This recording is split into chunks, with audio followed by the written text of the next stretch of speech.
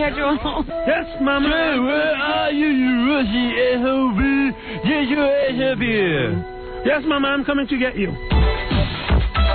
It's Throw Your Mama from the Bus, starring Ted the Janitor. I got to kill Mama. With Mama, played by Wilma Rudolph, Olympic track star from the 1960 Olympics. And Eddie Westchester Anderson as Albert Fry cook. You want me to kill your mama? Who's mama? My Mama. And I'd be your announcer, Don Cornelius. I can put paint chips in a potato chips. No, she don't build up too much. A strong transcript to do. What do you mean, transmistant? Dude, hurry up, boy. Give me some stupid barbecue. You big ass sucking piece. I'll kick you in the edges. Woo-wee! Your mama be loud, Ted. I need a drink. Where's my ripper? There it is, right there. Yes. That'll be a fine vintage. Yes, Saturday afternoon, 1986. And a good big coupe. Brick coupe? All right, you two coconut heads. I didn't try to kill it. Ted, why am your mama be so damn hard to understand? Did she have tongue cancer? No. Did she bang her tongue on a hot rib? No. Did she slap it licking a welfare stamp? No, she won a oyster. No, I think it's an Oscar. You don't win no oyster for a good film. You ain't no Lawrence Oblivion, I'll tell you that. Little did Mama know the boys had an ulterior motive when they took Mama for a bus ride. Yeah, I got it, man. I'm going to push Mama from this bus. Yeah. And I can collect her insurance. Yeah. And my dream will come true. Yeah, Ted. Instead of living in a box in Harlem, you'll be living in a box in Hawaii. Yeah. You push her. No way. Hey, what are you two man Digo talking about? And I am pushing you. You ain't pushing nobody, Jake. Get your hell out of my way. You know what I can't figure out? What? How come LeVar Burton can't get white? Hey, put me down, you nappy man. She's head down. Help me out. Help me. Help me out.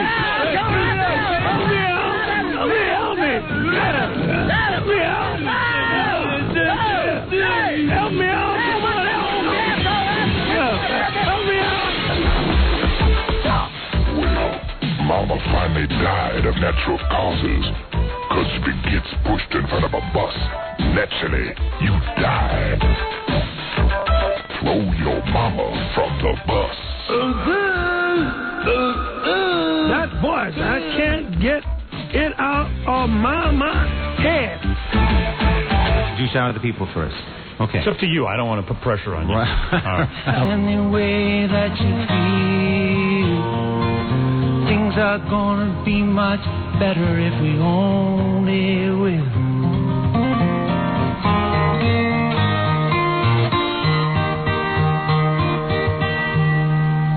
Whoa, man.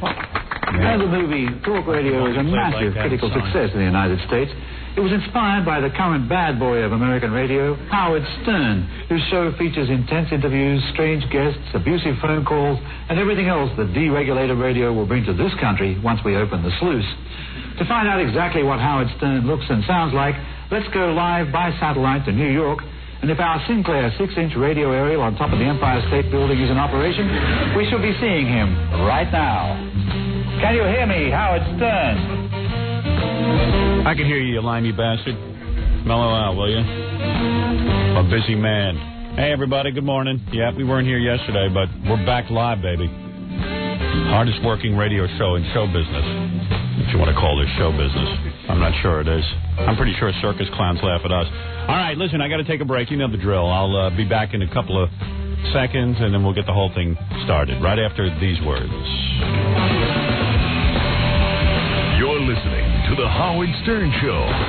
97.1 The Eagle. What happens when a recording star and a producer with extremely large teeth enter a tiny room to cut IDs together? Identify yourself and say you're listening to The Howard Stern Show. You can get loose with it. I think he's wonderful. Or I don't think he's wonderful. I don't care. Hi, I'm Engelbert Humperdinck. You're listening to The Howard Stern Show. He's crazy. He's a crazy man. But he's good. Yeah, that's pretty crazy. Two wild ad-libbers going to town. You're listening to a guy who actually has to say something for a living. Howard Stern. Thank you.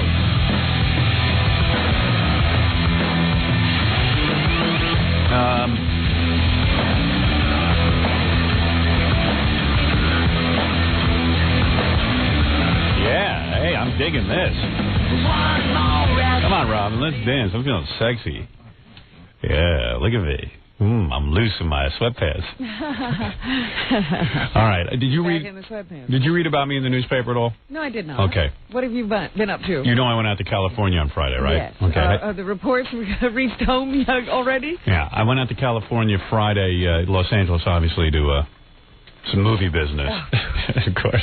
That's always cool to say, but don't open your paper or anything. I'm flipping to the page right now. No, because I'll make a game out of this. Fred, did you read about me in the paper? No, I did not. Okay, good. Okay. Did you? No. Oh, okay. All right. I get on board the airplane. Yes. You know, in the first class section, because I'm a big star, I got to be in first class, or else I'd be hounded by my fans. They wouldn't even be able to get the plane off the ground. Right. It would be mass pandemonium if I was seen in business or coach. That's right.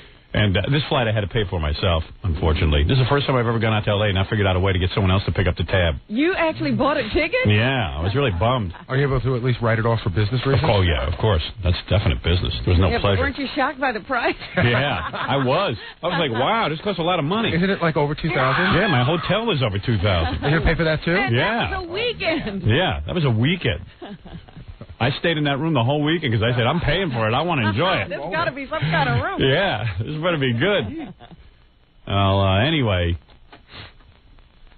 so I get on the plane Friday, right after the show. Yeah. Okay? Right after the show, I get on the plane. Oh, you're a jet setter. I'm a jet setter. I leave here, get on the plane, blah, blah, blah. It is really cool. I sit down. Yes.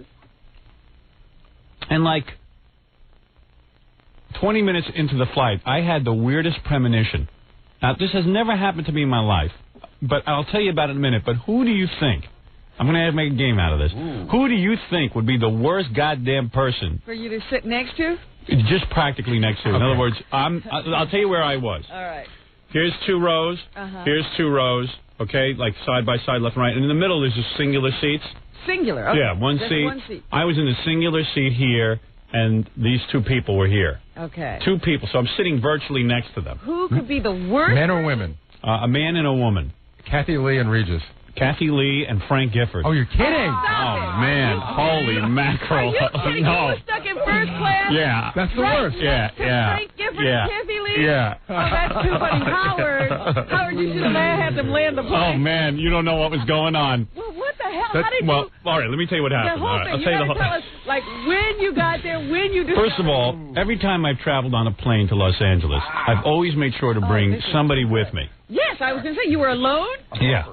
This time, I was talking to my agent. Usually I travel with my agent, or I'll travel with Ronnie, or even Ralph, somebody. I would have gone. Well, I decided this time, I wasn't looking for company. That's precisely it. I don't want to be with Baba Booey. You know what I mean? No offense. I see you all week. I want to be alone. And once I got out there, I was going to be doing business with my agent, so I'd see my agent, and that would be it. Yeah.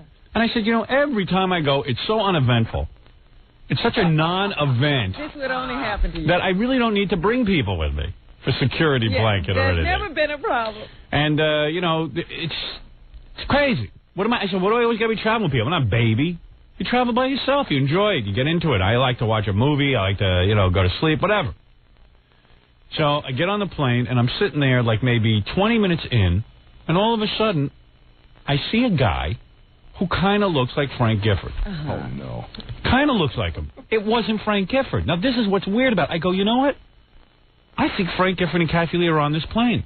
even though this guy kind of looks like him, I think they're on this plane. Now, why do you think that? Now, you know that most people get, if someone has an ESP experience, you would like it to be about the first race at Belmont, Aqueduct, or anything, the lottery, something. I'm tuned into Kathy Lee and Frank Gifford. Then I say to myself, this is absolutely ridiculous. I say, Howard, what are you thinking? Why are you thinking that? So why are you thinking that? That's absurd. You're having a nice flight here. People are being very charming. It's going to be good. You're alone. Nobody has said a word to you about Kathy Lee or Frank Gifford. Why would you think that? So I start looking around the plane anyway, just for the heck of it. And there, right to my right, literally like a little, it was like not right to my right, but just off to the right. In front of you? A little bit in front or a little bit in front? A little bit in front. So you could see them, but they had to turn around to see you. But believe me, they knew I was on there. Now, what happened was when I sat down... They were already there? They must have been already there. I just didn't notice them. Okay. And that's what I wanted to know. If they walked on and found you or you were there. I think they must have. Found them. I don't know the answer to that. I'm not sure because I was oblivious. I just sat down and I began reading. I was in the middle of reading something. You didn't even know how many people were in first class already?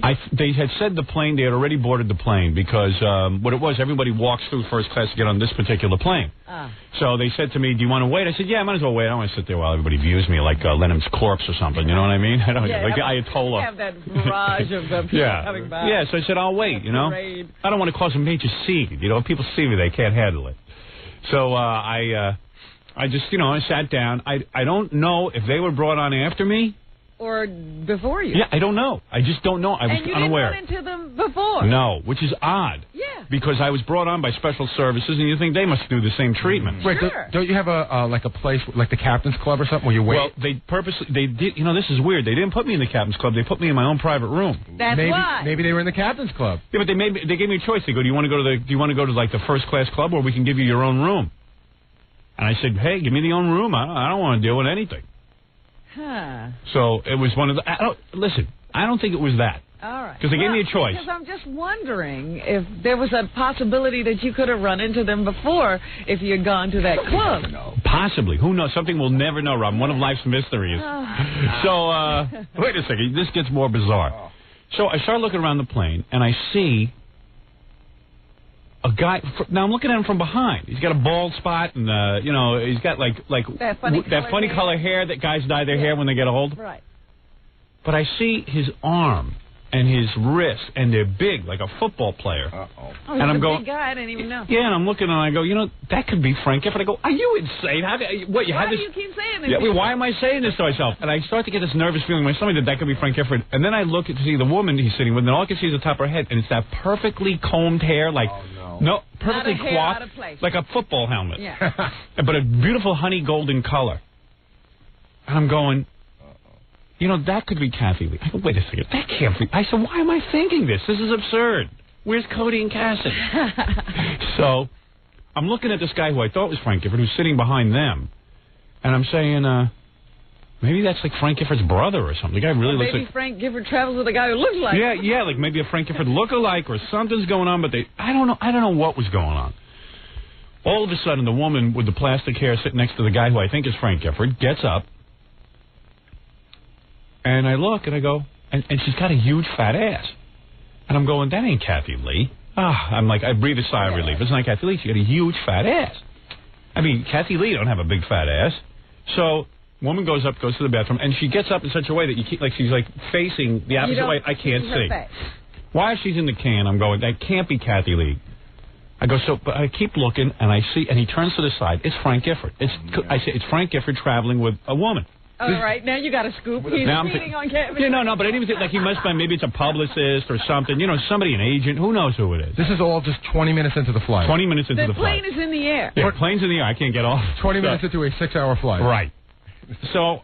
now I'm like consumed with this, and I'm waiting for this woman to come back from the can because I want to see who she is. And the thing opens. How long is she in the can? 3-4 minutes. Okay. Yeah, maybe, I don't think she was dooting. Who knows? So all of a sudden, who walks in? It's Kathy Lee. She opens that door. Yeah. You're looking at her face. And not only that, her body looks sensational. She doesn't have a fat ass. I must have got like a weird sight of something. Right. I don't know what it was. She's wearing like a really tight outfit, like a pantsuit kind of thing. Uh-huh. And she looks like Kathy Lee. and she's got a nice body. I don't know where I got this fat ass thing from. Do you guys Now, make, do you make any eye contact? No eye contact. She keeps her eyes averted and down, and she gets into the chair, and now all of a sudden I got this nauseous feeling in my stomach. I'm going, holy cow. There's another 5.5 hours to go. So I'm sitting there, and next to me on my left-hand side, don't forget I'm in the middle aisle, this kind of real chubby guy who's traveling with what looks like a model or something. So I figure he's some big famous Hollywood producer or something, because this guy's almost obese. And he's traveling with a piece of ass like you never saw. That's what goes on in first class, especially when you go to Los Angeles. Yeah, you see these incredible women with ugly guys. Geeks. Yeah. And all of a sudden he turns to me and he goes, he had said to me, Howard, big fan, all that. He goes, oh, man. I go, yeah. He's bonding with you. He goes, can you believe this? I go, I can't believe this. He goes, oh, can we get a picture of this? I go, no. I said, dude, please, mellow out, okay? He goes, I wouldn't believe it. This is like right after you've discovered it? The whole plane is obviously living this drama that I was unaware of. Oh, no. The whole plane is aware that she and I are on the same flight with Frank Gifford. Now everything's... How come you're sitting so close together? It's just a fluke of nature. They know who's on the plane. No. You think that they would... No. Yes, you think a guy who actually, now, when you do make a flight, you have to give... Like, I used to do it under an assumed name. Right. You have to give me your real name because they check... the ID and everything. Yeah, but although nobody checked my ID. Half those people that work at the airport are like foreigners and stuff. Well, you want to know how I know it wasn't planned? I'll tell you how. No, my travel agent... It wasn't planned. It should have been planned is what I'm saying. Oh, yeah. I'll tell you why it wasn't planned. I mean, you couldn't have planned it better. But I got the last seat on the plane. The plane was almost all booked. In fact, I was on wait list, and I just got that last booking. So that was the last seat. No, I'm not saying that they did. It wasn't planned. I'm saying it should have been planned. The moment that you were on that flight and they had Frank Gifford and Kathy Lee, somebody should have thought to separate. Oh, yeah. Well, forget it. Nobody was thinking this through. You know what I mean? So all of a sudden, I'm now sitting there, and I'm looking again at Gifford's arm. And I'm going, Jesus Christ, this guy's pretty powerful looking. Oh, and I'm going, wait. So this whole monologue going on in my head. I go, okay, let's think this through. This guy, and then he gets up to go to the bathroom, right? While I'm having this thought, and I'm looking, and he's kind of like limping and crap, you know. So I'm going, okay. I go, he's going to come over and say something. I know it because he has to defend Kathy Lee's honor. Oh no. And I'm going, wait a second. The guy's got to be like 70-something years old. Now this is a no-win situation. If he comes over and I got to beat his ass, I've beaten up a 70-year-old man. Yeah, you're going to be a cad any way you look at it. And if he comes over and beats my ass, I've been beaten up by a 70-year-old. Right. You know, a 7-year-old took me out. And I'm going, I can't believe this. This is the reality of goofing on somebody relentlessly. And now... You're changing your way. No. I didn't see God. I just said to myself, okay, I got to deal with this situation. Yeah. And I had this nauseous feeling... And I'm sitting there watching the movie, you know, whatever it is. They give you these little movies, you know what I mean? Right in your chair. And worse movies I have. But the whole time I'm watching out of the corner of my eye Gifford and Kathy Lee. What are they doing? Are they watching movies? No. You know they have one main screen up, and they were showing stuff from ABC television on the big main screen. Okay. And Giff would get all excited because they were like showing NFL football stuff, and he would like point to it and look at it, you know. Oh, he's teaching her stuff. No, he wasn't talking to her, but he was like involved with NFL, and he had. You know, who's he pointing for? Who knows at this point? And then Kathy Lee just sits there and reads a magazine the whole time. And I was trying to read what she was reading. Like I was trying to see. It was like what it was? It was like a woman's magazine. Okay, but they're not like deep in discussion or making out or anything. No. He like rapped her a little bit, but they've been married long enough. I don't think it's like two old married people. But it looks real funny because she really is a hot little piece of ass. I mean, you should see. She definitely, looks hot. I mean, she looks hot, and she's traveling with her grandfather. Yeah. It's a pisser. So he really doesn't look any good at all. No, he does not look. He looks like an old guy trying to look young. And he's falling apart. Yeah. Oh God. Did you, in that entire flight, did you get up to go to the bathroom ever? Yeah, okay. So here's the move. So now I got to pee like a racehorse because I've been drinking water the whole day because I've been parched. And I get up and pee. And then, like, Kathy Lee or Frank would get up and pee. And then at one point, I got up to pee, and the stewardesses all wanted to take pictures with me. Oh, no. Oh boy. So there's a big hubbub. There's no way they're not aware that you're on the they're aware, and they're keeping their head... painfully aware. And I said to myself, you know what? They went up one notch in my book because at least they didn't make a scene, and I didn't make a scene. I was like, thank God. At least they're not making a scene. So I was so happy. So finally, the whole plane is buzzing about this. And the plane is landing, and I can't believe how lucky I am. You know what I mean? I can't believe that you got through the whole flight. I got through the whole flight, and I watched 3 of the worst movies. I should remember what movies I watched. I mean, it's a buzz. It's a fuzzy picture now.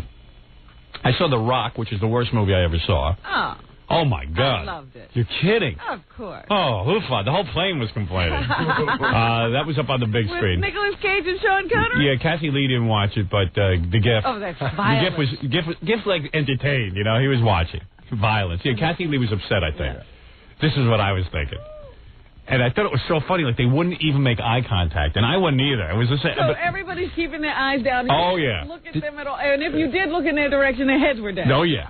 Did you make any attempt to sleep? Like no, because every time I close my eyes, I say he's going to come over and cold cock me. You know what I mean? Or strangle you. Right. But they're not looking for any trouble, and I'm not looking for any trouble. And meanwhile, Cody and Cassidy, Mother of the Year, she's going away to Los Angeles with. Hey, I'm sure she left him with some kind of baby. Oh, sure. They didn't have to watch themselves. I was going to call the newspaper and say, go check over at Kathy Lee's house, make sure there's a babysitter. That'd be funny. So. I'm just like praying to God through these 3 bad movies. First, I rented. Not rented, but they gave me the little individual movies. What the hell was the movie? It was the worst thing. I couldn't even get through it. What was it about? Who was in it? You know what? I'm spacing out. I'll think of it. I'll think of it later. I don't want to space out here on the air. Like it's never happened before. Then, so now it's time to deboard. Get off the plane. Deboard, deplane. So now I'm going, what's the move here? Do I race off? I'll just wait. Let Frank and Kathy Lee get off, and then I'll get off. I'll do this civil thing. All of a sudden, the plane lands. Oh, boy. And I go, screw this. I panic. I'm getting up first. I practically knock over 2 guys. I get right there, and then I have this huge carry-on bag. I'm surprised they let me carry it on. They were very nice about it. American Airlines. They let me carry this big, giant. I mean, I didn't want to put it underneath because I just wanted to get that hell off, and I had to go make a meeting. Airport, yeah. So boom, I say, can you give me my bag? Where's my bag? Where's my bag? Because I see Frank and Kathy Lee getting out. They give me the bag. I grab it. A guy from Special Services meets me right at the door of the plane, and he goes, "Oh, hello, Mr. Stern." I go, "Hi. Here's my bag." He goes, "Oh, my God, Kathy Lee's on the flight with you." He spots out of the car. I go, "Yeah, get me out of here." And then, boom, he gets me out of there. The 2 of you are running through We're running through the airport. And get me out of here. Oh, man, running from Kathy Lee.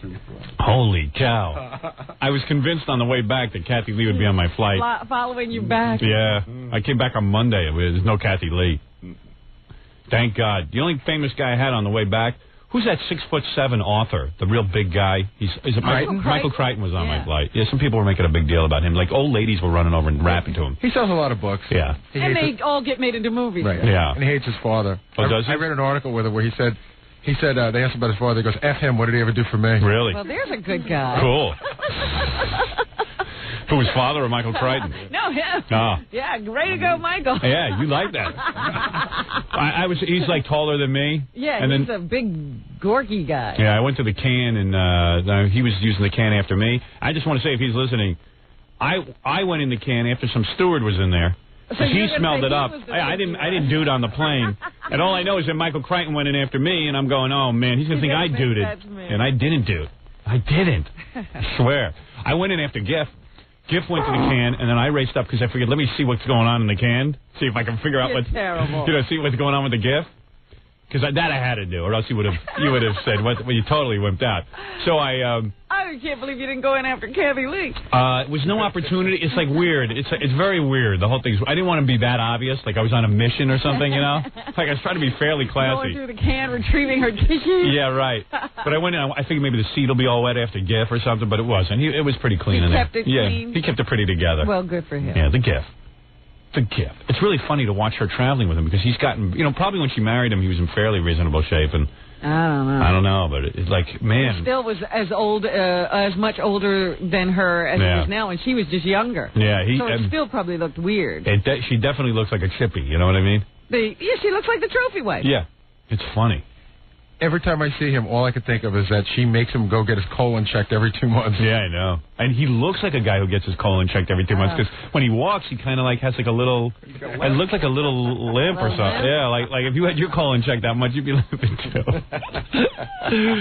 But thank God there wasn't an incident because it would have been really messy. Because then I was just saying to myself, if he comes over, I'm gonna slug him. You know, I suppose he knows how old he is too, so he can't do much. But if there are words, I said I'm gonna let him know how I feel, because I said he's gonna come over and go, hey man, I just want you to know that we think you're disgusting or something, and I'm just gonna go, hey, the feeling's mutual. Yeah. I had it all worked out, you know. I can't even imagine that they would do that. Yeah, you know what? I needed you on the plane. Oh, listen to this. What? So now I'm freaking out. I'm on the plane with Kathy Lee and Frank Gifford. I'm flipping out, and I go, I got to talk to somebody. So they get now, and on American Airlines, your phone is right in your seat. Oh, yeah, it's right there. Who knew? And you know people can call you from the ground. There's a way of giving them your number. No. Yeah. Now that's new. That's cool. So while you're in the plane, you can take calls. And my phone is ringing. Wait, who's this? I should just have people calling me. So I call my assistant. I call my wife. My wife's not home. I get on the phone with my assistant, Laura. And they were literally so close to me, I didn't want them to... I was going to say, you have to yell. Yeah. I'm on the plane with Frank Gifford. Yeah, right. So I didn't want to do that, so I go, Laura. She goes, yes? All right, listen to me. This is Howard. I'm calling from the plane. Yeah, what is it? What are you whispering? I said, so listen to me. I have to tell somebody something, and you're the only person I can get a hold of. I'm going to spell a name now. This is who I'm sitting next to on the plane. She goes, what? I said, I'm going to spell. Oh, my God, spelling. I go, K. She goes, yeah. A. Yeah. T. She goes, oh, my God. Oh, my God. I go, oh, my God. I go, I had to talk to somebody about it. Hey, what would happen, if who's in charge of... I mean, I'm sure this doesn't happen often, but say you guys get into a fist fight, or if he hit you or something. The stewardess. Yeah, but I mean, who's in charge? The captain. And would they have to land the plane, or would they be both arrested? We'd be arrested. They could. Right. They have done that many, many times. Yeah, you know, in retrospect, like everyone has said to me, well, they're not looking for trouble. And of course, everybody would be arrested once they reached the ground. Yeah, and I'd have to. Agents would be there. And I didn't start the fight; it was Giff. and think how ridiculous I'll feel, like this old man who gets his colon checked every 2 months, and I'm fighting. I can see the headlines now. All of them would be against you, no matter what. Right. And every time even if they beat you up, I know. it would be against you. Every time I tried to go to the bathroom, I tried to look like real tough, you know, like I was walking through like Darth Vader, you know, and I was like I'm like, with your fist yeah, like I'm making fists and I'm going like this, you know, just to show them that I can handle myself. Because that'll scare them off. I got a set of nunchucks. Yeah, right. That would have been fun. I hit myself with the nuts of my nunchucks. Nunchuckers. Yeah, I should have a switchblade. Like a jet. Really? So, feet as you yeah, right. This is a warning. So anyway, it was like copacetic, man. We didn't. Well, I'm sure you were the buzz at their weekend soiree. Oh yeah, and Kathy Lee. Like we heard from certain people, Kathy Lee cries when my name is mentioned and stuff. Absolutely. And now the incubus is sitting right behind her. She's had to actually be in a plane. It was good versus evil, and I'm sitting there getting myself psyched up. I'm like, I'm better than you. I'm better than you. So you had an ongoing argument in your head the whole time. Oh, there was a dialogue going on. Big dialogue. I was sitting there going nuts. Oh, my God. It wouldn't have been any better if anybody else had been with you. No, but at least I would have had somebody with me that I could have, talked to about this experience. But that's all you would have talked about. Right. It would have been awful. Yeah, you know what? And then I wouldn't get to watch the 3 crummy movies. That's right. God, I wish I could remember what movies they were. The Rock was awful. Oh, stop. Just awful. You're cranky. Hated it. Did you see it? No. Did you see it, Fred? I have no desire to see that movie. It was awful. It looked bad. It was an action film. I love action films. It was great. Then I rented something called Phantom. I watched 5 minutes of that. Horrible. Awful. It was about superhero guy. That's worse than Lois and Clark on TV. Yeah, it was just so bad. I like Lois and Clark. Well, I like it too, but they're ruining it. The Superman does nothing but blow people. Hey, what's wrong with that? What does he do? Is that X-rated? You mean blow on people? Every time somebody comes in, he blows cold air on him. He's like a super air conditioner. Or he uses his heat vision. That's right. Yeah, I know. The 2 things he has. That's the only 2 effects they have. He doesn't even fly that much. Superman. Yeah, they got to get some effects on that show. Know. But the Phantom was like a guy like Superman. He had no superpower. Gary tells me Lois and Clark is getting its ass kicked. By Third Rock from the Sun and Touched by an Angel. It's the third 3 weeks in a row. Touched by an Angel? I don't understand that at all. Bad. Isn't it that Michael Landon show? It's a ripoff of the Michael Landon show. Now it's women who are angels who come and intercede in everybody's lives. Was it Ruby Dee? Della Reese. Oh, Della Reese. I can't tell them apart. I think of the first movie I rented. That's what I'm sitting here trying to obsess on because it's really bad. I only got through half of it, and The Phantom I only watched 5 minutes of. Oh, damn. Can't think of it. I don't know what they would even be showing on the plane. They had Twister, but I was like, I'm not going to watch that on a 3-inch monitor. Had you seen it at all? No, he hasn't seen it. I haven't seen anything. Then I tried to rent Fargo, but everyone had rented it before me. Yeah, they had already gotten their dibs in on that one. Yeah. Sucked. That's the coolest thing about American Airlines, man. Those little tiny individual TV screens in first class.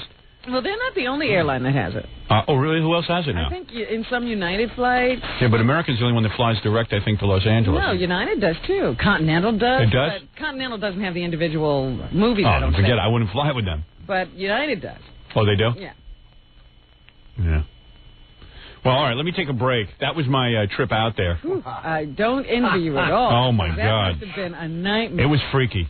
It was worse than when we watched the movie with Regis. Well, because that's what I thought. I flashed on that for a second, and you were pretty bad then. And Regis was in front of us. Yeah, no, this was much worse. Oh, man. This was nasty. And the whole time it was like nobody wanted to talk. Nobody wanted to say anything. And it was making me think of the movie. You know, because the sort of a movie. Yeah. It was like really weird. Sheesh. Yeah. I tell you what, I know there's a lot of people on the phone. Just hold on through these commercials, and I'll get right to you as soon as we get back. I would love to know what she said when she got off. Oh, I don't know. Frank must have got to that hotel. And we're like, can you believe? Oh, the whole plane was buzzing. You think they prayed when they got off the plane? You know what? I felt like the devil. You know what? Maybe she lost religion because that's not supposed to happen. Unbelievable. Hey, Scott. How could there be a God? Hey, Scott, I need a telephone cord in here for my computer. How could there be a God if she winds up on a plane with Howard? Yeah, I know. Oh, thanks, dude. All right. Thanks, Steve. So maybe she lost her religion. Who knows? All right. We'll be back right after this. I'm going to take all your phone calls. You're listening to The Howard Stern Show. 97.1 The Eagle. This is terrible. I'm no whacker. The Howard Stern Show. Yeah. All right. So when I'm sitting there next to Kathy Lee and Frank Gifford on the plane, I'm thinking about all the stuff I wrote about them in my book and everything. It's like, whoa, man. Forget the book. You've recently been more vicious. Yeah, I mean, it's unbelievable. Unbelievable. I mean, after she went through that whole child labor thing. And what? And you broke the story that she's an anti-Semite? Yeah, that's right. Oh, yeah, I forgot about that. It hasn't been easy these last few months. Yeah, everything was like sort of like going in my head, like, what have I said, I really haven't done anything against Kathy Lee. When you think about it, I go, wait a second, didn't I? You wish the incubus came out of her. That's what I know, and I said, oh, man, I wish I had gotten her pregnant with my demon seed and hope her kids grow up gay. And, yeah. I said, what the hell? Hey, Clay, you're on the air. Hello. Yes. How are you? I just had, this delay is something else. I'm turning off my radio. Yeah, you got it. That's why I always say when I pick up the phone, turn off your radio. It's off now. Yeah. I just had a couple of questions. Yes. What kind of pussy are you that you're afraid of old man Giff and you gotta walk around? I'm a big pussy. That's what I'm telling you. I'm being honest with you. I don't, He's no fighter. I'm not a great fighter. He's and then, not a lover either. We haven't figured out what he is. I started reviewing my kata, my brown belt katas. Oh, God, you're going to dance for Giff. Yeah, right. I was going to get up and practice karate. You know what I mean? Just to scare the guy off.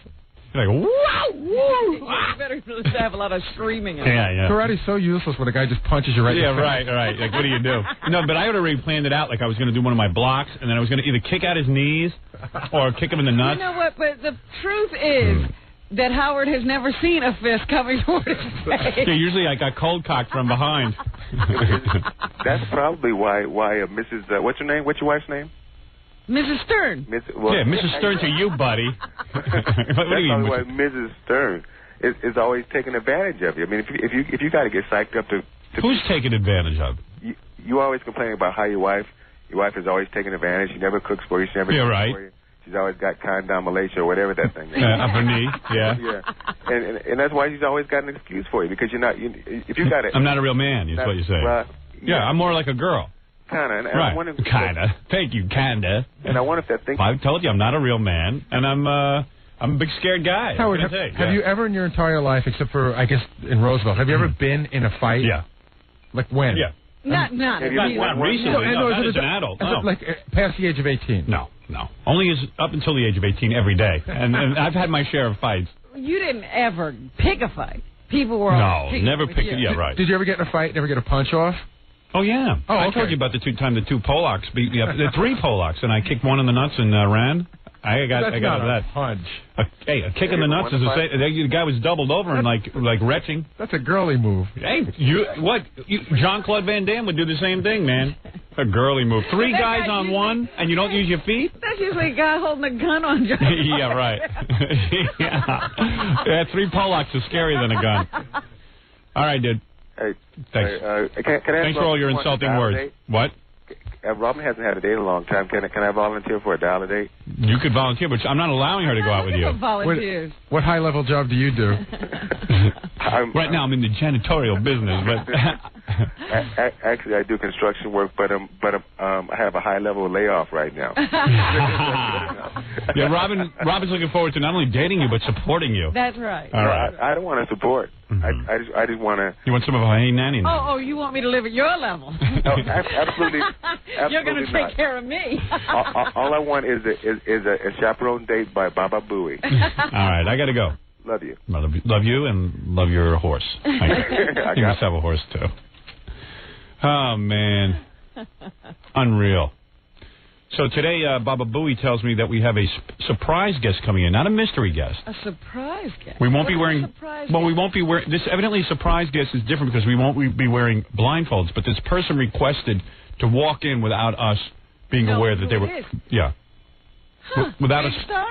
Oh, sure, yeah. Without us being aware of who is, coming in. We don't get to pre-plan. Pre-plan, right. Huh. Is it a guy or a girl? I can't tell you. Oh, really? So it's either somebody I've been at war with, we're going to be shocked that they're walking through the door. There's a big grin coming across. There's a lot of teeth in the room. I don't know if you'll be shocked. Yeah. You might be a little surprised. Let's see. That's very fun. Did you see that? We just got it on sailing now. His teeth were all brought forward when I said that. Yeah, right? Oh, man, was that good. He's no poker player. Can read him like a... Bet the farm. Yeah. Hard to believe there's only 32 of them. Oh, so here's the... I never seen so much teeth. It was funny.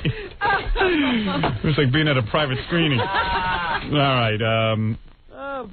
Hey, Fred, you got the post? I'll read you the article on page 6. And Gary can go through the agenda for the morning. He's got stuff to tell me. I'll read you the article. Yeah, I was wondering why you hadn't flipped to it. There's no page 6 on page 6. No, it's never on page 6 Page anymore. 6 is never on page 6. It's about page 9 or 10 now. There it is. See, page 6 is on page 8. I don't know why. I have no idea why that exists.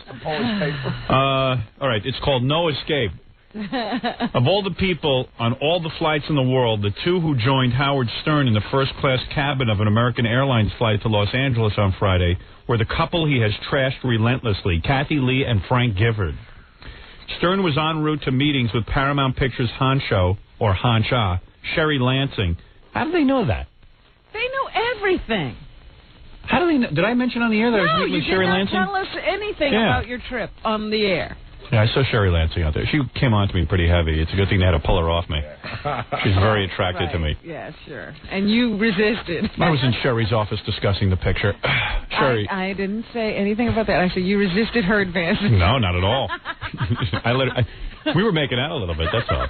No, but she's still in good shape? Yeah, she looks great. Looks great. Every time I see her, I go, how could she be running a studio? She's a woman, and she looks good. It's impossible. They don't let things like that happen, do they? There is no they, Howard. Oh. Anyway, she got a nice office. Well, you would like this. I should hope so. She runs Paramount Pictures. I got off the plane at 3 o'clock. I went over to the hotel, freshened up, wanted to look good for Sherry. Splashed to the water. I was pretty wasted from the whole Kathy Lee, Frank Gifford thing. And no rest. No rest. We did a show all morning. I get off the plane, boom, get changed, get right in the car, get over to Paramount Pictures. Yeah, usually you have to wake yourself up because you slept and you've done all kinds of relaxing on the plane. Sherry's a real fan of the show, too, because I go to her, who do you think are the 2 worst people I could sit next to on a plane? She goes, Kathy Lee and Frank I go, wow, you do listen. So Yeah, here, it says in the paper, to discuss his private parts, which will be released in March. Our spies say the TV hostess labor activist kept her button nose... Labor activist. Yeah. Kept her button nose in a book hidden in a plain brown paper, while fans and even the crew came to pose for photos with the king of all media. So nobody bothered them? No. Oh, that's so good. Looks that could kill, but nary a word was exchanged between the Giffords and Stern. Oh, well, you didn't notice these looks, did you? Well, it was sort of like avoiding looks that would kill.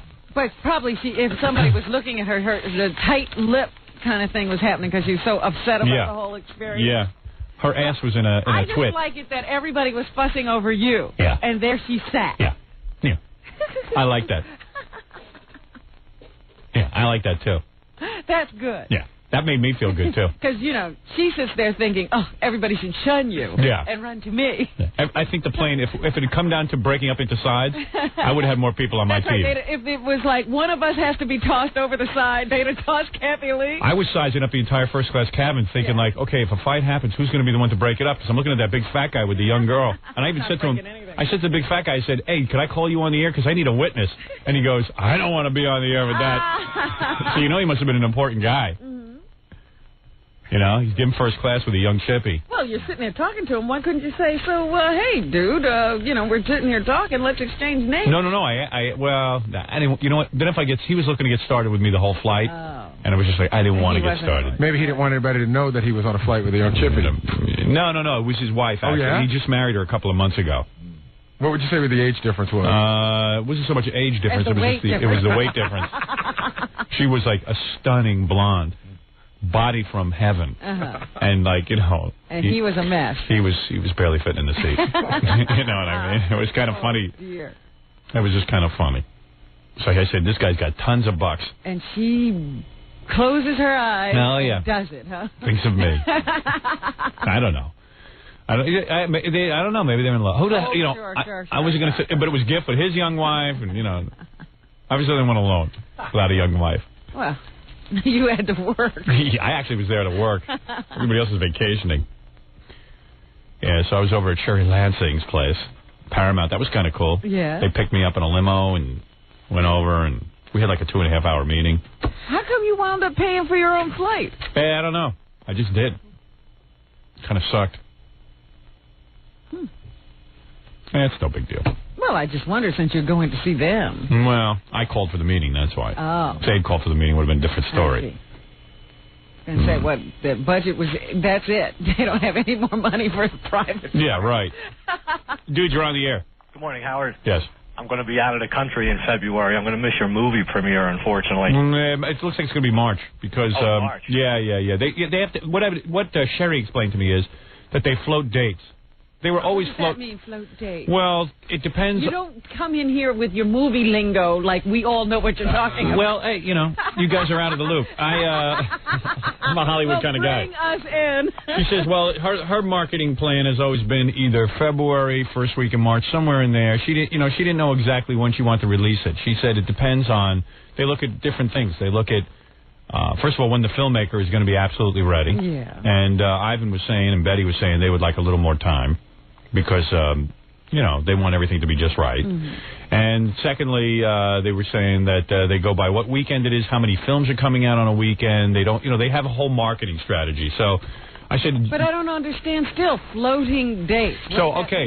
Some pictures, she says... She could have a date locked in on a picture, and then all of a sudden 7 other pictures are coming out that weekend. She doesn't want to go up against 7 other pictures in the sense that, it cuts into your box office. So why not just push off to the following week? She says, I've done that a million times. I might tell you the picture's coming out March 7th, and then it might come out March 16th or March 23rd. So what, in other words, is not a date in cement. Yeah, but she said your picture's definitely coming out in March. That's it. It is March.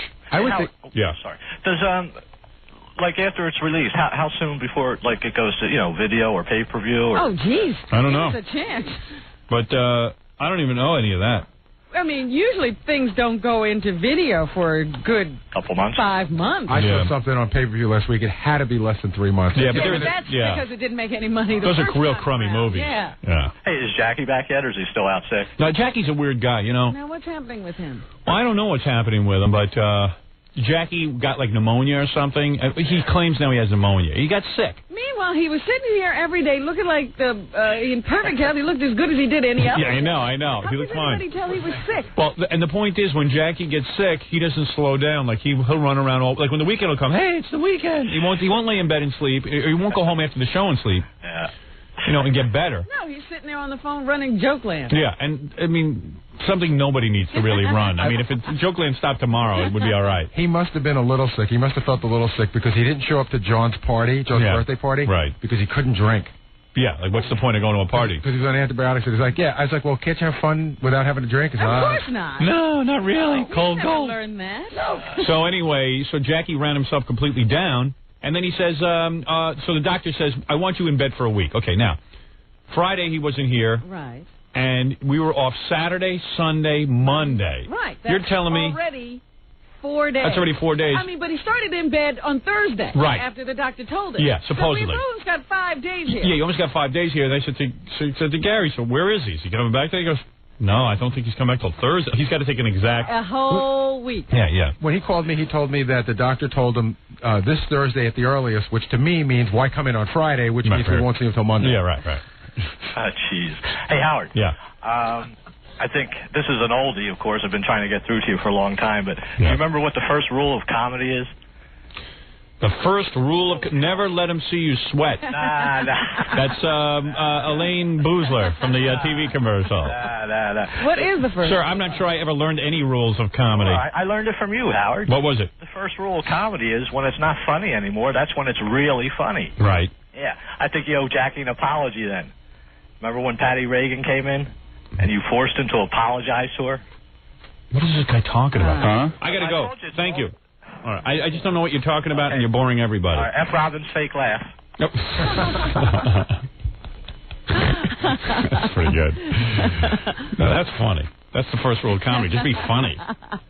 Christ. Guy's like, hey, do you remember what the first rule of comedy is? Yeah, what is it? And he doesn't even know what it is. Right, and I don't think you ever designated that the first rule of comedy. Yeah, and I'm the last person you should ask what the rule of comedy is. I thought he was talking about the law of threes. 3 is funny. Yeah. Dude, so what do you want to tell me? Well, I got some stuff for you. First of all, there's a note for you from the owner of our company to tell you about great ratings in one of our cities. Oh, Washington. Let's see, what do we got here? Oh, we're number 1 in Washington. Isn't that Very great? good. Yeah, wow. By a lot. Wow. That's the nation's capital, you know. That's right, where people make decisions. Wow. That means the lawmakers are listening to us. It's about time effing Washington made us number 1. That's nice. We were always number 1 in Washington. We had a 6.9. The news station was second with 5.5. Very cool. Yeah. PGC-FM is number 3. What do they have? That's the urban station. Oh, that doesn't even count. It's a black station. It's a whole different thing. Whole different audience. Whole different set of advertisers. Whole different advertising rate. Right? Sure. WHUR-FM was... What's that? It was a 3-way tie for second, I guess. I think that's another black station, HUR. Oh. Howard University Radio. Is that Howard University? I think so, yeah. And something called MZQ was 5th. I don't know what that is. Oh, country. That's that stupid country station that used to be number 1 in the morning. WBIG-FM was number 6, whatever that is. I don't know what any of these stations are. Yeah, how could we not be number 1? They don't even have any good stations. Oh, Christ. Oh, good. That's good news. We want to thank the people of Washington, people of Boston, people of Earth, all over people responding to this show in big numbers. Super. Are we opening up any new markets this week? Yes. It has to be. I'm sure we are. I got to trailblazing our way across the country. You got more stuff to tell me? Let me take a break and then you'll tell me. All right. We'll be back right after these words. I wonder who this surprise guest is. Now I'm intrigued. Yeah, me too. Who have we been at war with? It could be Morton Downey. Yeah. But he booked this way. No, and it's not at war, just sort of at odds. Is it going to be uncomfortable? You've been at odds. I don't think so. I think you. Is it going to be worse than Frank and Kathy Lee sitting next to me? I think that in this instance you feel that you have the upper hand, so you won't feel uncomfortable. Oh, good. Upper hand. You know, when the person comes in, we'll realize that Gary made no sense. And he's completely off. Right. It's just you're not threatened by this person. Oh. Probably am, but just Baba Booey doesn't know it. Freddie, do you agree? I would agree with Gary on this one. So there's not going to be any discomfort? Oh, I'm not saying there's not going to be discomfort. Oh, because that's what we're That's all I'm asking you. Am I going to be uncomfortable? Maybe a little bit. Minor irritation factor. Yeah, I think will be evident. Who the hell could be coming in at 8:30? Jeez. Sounds like it could be my wife. Well, I don't know anything about that relationship. Yeah, right. Minor discomfort. Let's see. Couldn't be Fred's wife. I get along fine with her. I'd be uncomfortable. You'd be in discomfort. Gee. Huh. This is a genuine celebrity, a big celebrity. Yeah, big celebrity. Big celebrity that you've been at odds with? All right, let's not even put any more thought into it. We'll never. I can't think of anybody. About it. I can't either. Well, it's not Dice. I get along fine with Dice. Is it a comedian? We're not going to get into it. We don't even know if it's a man or a woman. Right. That's true. I hope it's a woman who's really sexy and who wants to, like, get on my lap and do stuff to me. Because she's angry with you. Yeah. Yeah, right. That's the best kind of sex. That'll always happen. Angry sex. I wouldn't know from this. All right, let's take a break, and we'll be back right after these words. You're listening to The Howard Stern Show. 97.1 The Eagle. Hey, Beavis. You know that Howard Stern dude? Yeah, I mean, no. Yeah, you do. He's that dude who's, like, really tall, but he's got, like, a really tiny wiener. Oh, yeah. He does that show about big thingies and butts and choking his chicken. Yeah. He's old. And he had a small penis. We should, like, call him up and say, you've got a small wiener. Yeah. Yeah.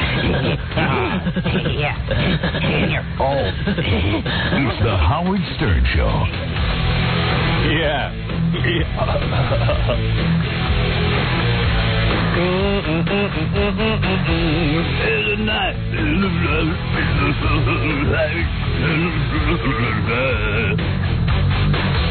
Say a prayer.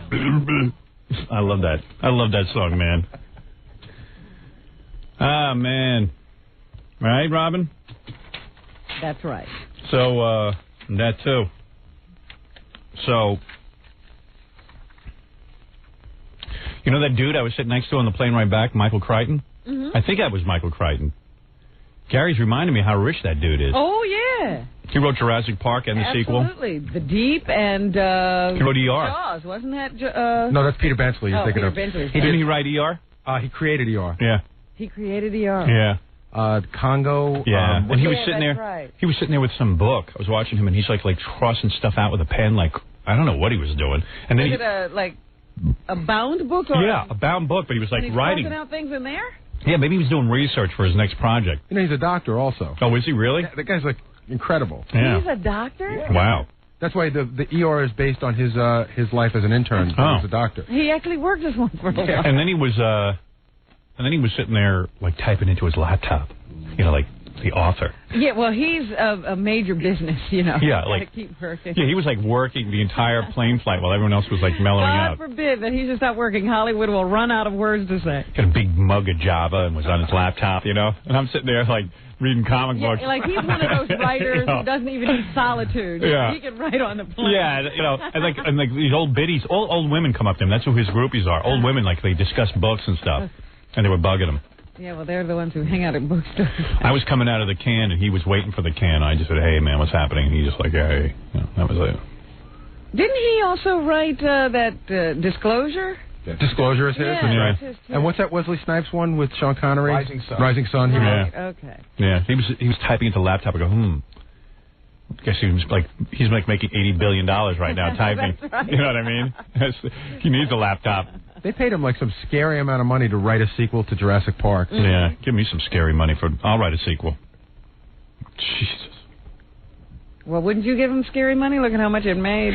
When I was out in Los Angeles, I tried to make it in time to watch Mary do Summer Murder 1, but by the time I got there, you speaking again? Yeah, it was fine. But I tried to go watch, but by the time I got there, it was over Oh. because I was in my meeting with Sherry Lansing. at Paramount. I felt like a very powerful man. I felt really awful because I read in the paper yesterday that They got the lowest ratings ever. trounced on Thursday I guess our audience did boycott it. Maybe she was right. She goes, "You told your audience to boycott my show." I go, "They're not going to listen to me. They know I'm kidding." Yeah, but I mean, you know. What are you going to do? What are you going to do? Really, Murder One had the lowest ratings ever? It was like up against Seinfeld and Susan. Oh. And they were pulling like 22, and they got a 7. I watched it. It was a good show. It's too bad, got buried. It's a bad time slot. That's Put it it. someplace where people can watch it. They did. It didn't work out. But, hey, what are you going to do? Maybe those ratings will pick up. What am I going to tell you? It was a good show. She's good in it. That's all I care about. I don't care about anybody else. So, what else did I have to tell you? Let me just take one phone call and we'll continue. I think you're going to also talk about those Washington ratings. Oh, yeah. Oh, Imus. You know how Imus is always saying in Washington he's like king of the Beltway and I'm Washington and all the politicians listen to me. Yeah, all the politicians listen to Imus. Evidently, all the politicians listen to me but go on his show. Because I'm looking for his ratings. I don't even see any. Where is he on this? He's not even on the list. I don't know what he's talking about. I'm number one with the politicians, baby. Yeah, what politician is that? He's listening to you old fart. Stupid ass. What a dumbass. What a dumbass he is. Claiming ratings when he doesn't have them. What are you going to do? I want to talk about the baseball game, the Yankees. Yeah. Henry Hill was almost right. They almost won by 6 that night. Everybody's now coming up to me and saying, does he really know something? What happened? Peter, you're on the air. Howard. Yes. This is live. Oh, my God. They finally put the waiting for an hour. I got page 278 in private parts. When you talk about Capital Gifford? Yes. Oh, my God. Can I quote? Yeah. I cry when my husband plays with himself and everything dries up. I realized that could have been our baby. So I dive into the garbage can and get that toilet Kleenex. I'm so glad I dived into the toilet and saved our little clot. Good morning, Robin. Oh, my God, Robin, good morning. What, What? What? I can't believe I got through. Robin. Thomas says what? What's Robin wearing this morning? Thomas says what? Robin, what are you wearing this morning? So, I forgot what I wrote Kathy Lee Gifford. A little clot thing. Yeah. What a cute clot. All right, thank you for the call. All right. I couldn't take that guy. He was yelling into the phone. I don't know what he's saying. With that annoying Boston accent. Yeah. He's reading my book in a Boston accent. Clat. Man. So, Henry Hill was on the show saying that the Yankees would definitely win, that it was all in the fix. But he said 6 runs. Yeah, he said they would win 6 runs. They almost did. It was 8-4. I thought they were going up. If they had gone 1 by 6, I would have been like, oh, my God. Then it would have been time to bet the farm. You're not kidding. But he said they're going to take it all. Yeah, I don't know. They're sitting back waiting to see who they play now, but they're the guys who are going to win the World Series, according to Henry Hill. Every time, you said, too, did you think the Yankees were going to lose against Baltimore? I didn't think they were going to lose. I thought they were going to have a much tougher time. Yeah, you said that both you and I said, let's be honest. No, I didn't think it would be easy. And you, Baba Booey, I will recall, said, well, they're playing much better than the Yankees at this point. No, Baltimore's playing much better, and they gave them a hard time. That first game could have easily gone to Baltimore. And the second game should have gone to Baltimore. They gave them a tough game every time. Yeah, right. No, the first game should have gone to Baltimore. Yeah. Gary's right. I mean, the Yankees could have easily been down 2-0, and Baltimore was no pushover, which all Yankee fans were saying, oh, we beat them, a million times this season, but it wasn't that easy. So look what's going on between Atlanta and St. Louis. Yeah, St. Louis was beating Atlanta's ass, and then all of a sudden Atlanta came back. What the hell happened there? I don't know. But don't you think Atlanta can beat the Yankees? That'd be a tough series. I mean, it'd be tough. But, Atlanta is down 3-2 in that series. And they were originally down 3-1, and nobody's come back from that. Yeah, but Atlanta just beat them by, it was like 30-0 last night. I know, it was 14 points or something. Yeah, 14-0. Runs, yeah. The point is, you still got 2 more games to win, and, they can win 1 and it's all over.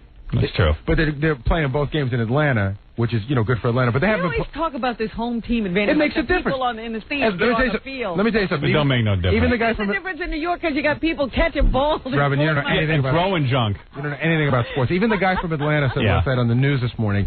He said that by scoring 5 runs in the first inning, they took the St. Louis fans out who were a big factor in the first 3 games. I don't believe that. Doesn't matter what I'm they with Robin say. on this. I know that they all say that. They say. Well, I think it makes a difference. I know you say, like, Robin doesn't know anything about sports, but quite frankly, read the statistics. Do most teams win at home?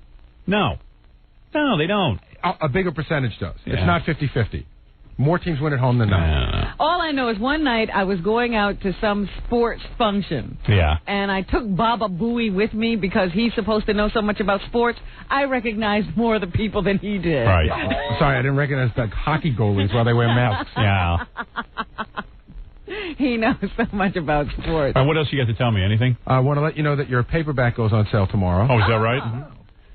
Yeah, with my 3 ugly pictures on the front. That's right. Boy, I can't wait for people to come into those bookstores and see this. I'm either you can either buy the blonde, the redhead, or the brunette version of my paperback. Do you think that people who, maybe not necessarily are fans will walk in and start to retch?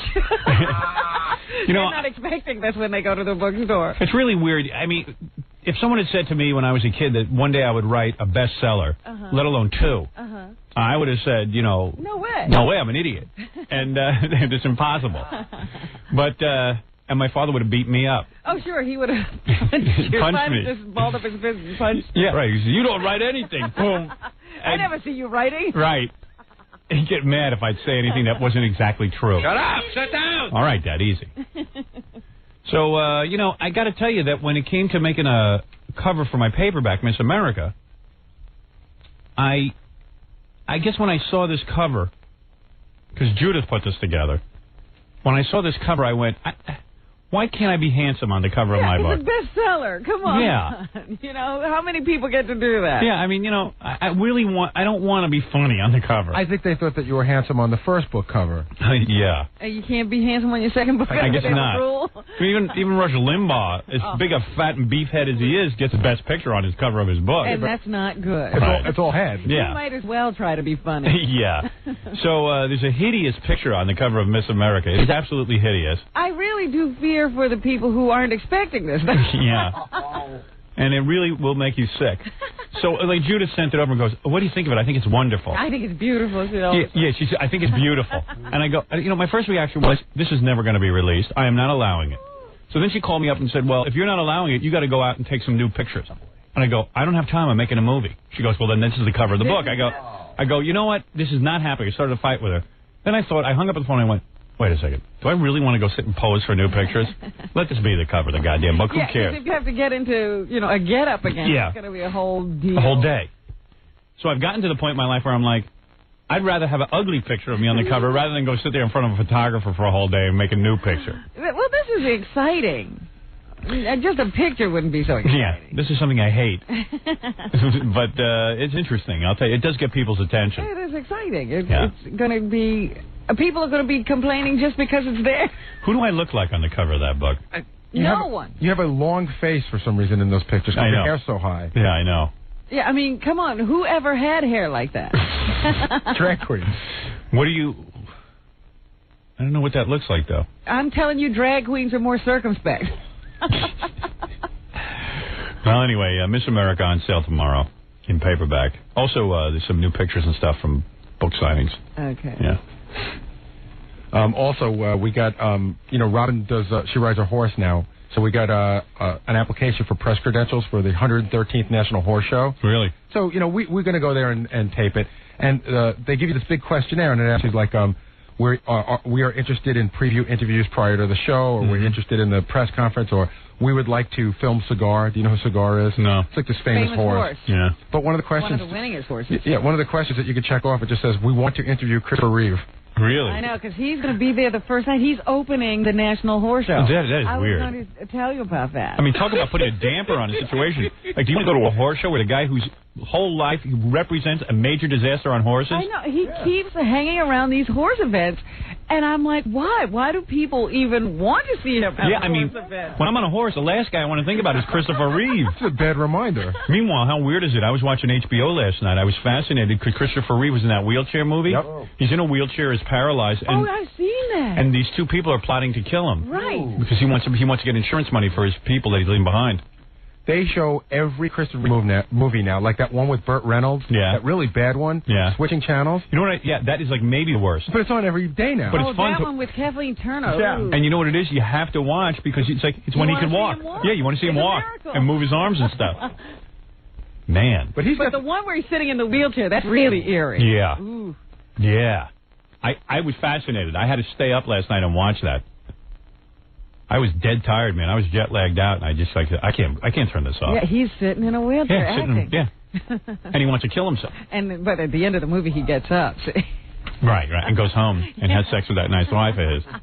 But he doesn't rest. He's got a schedule like the president now. I mean, he does so many things. Well, that's what someone was saying. If he wanted to get better, he should stay home. He should stay home. He needs rehab. Yeah. What's he doing running around? I saw in the, you know how they always have the predictions in the tabloids? Yeah. Gene Dixon and this one and that one. Yeah. And they're predicting that Christopher Reeve will become a guinea pig for science. I said, how cruel can people get? He's a guinea pig. He will serve as third base in the World Series. Oh, man. Wow. Will serve as a guinea pig. Nice. Human guinea pig. I went from being an actor to a human guinea pig. Oh, life sucks, doesn't it, man? Life really sucks.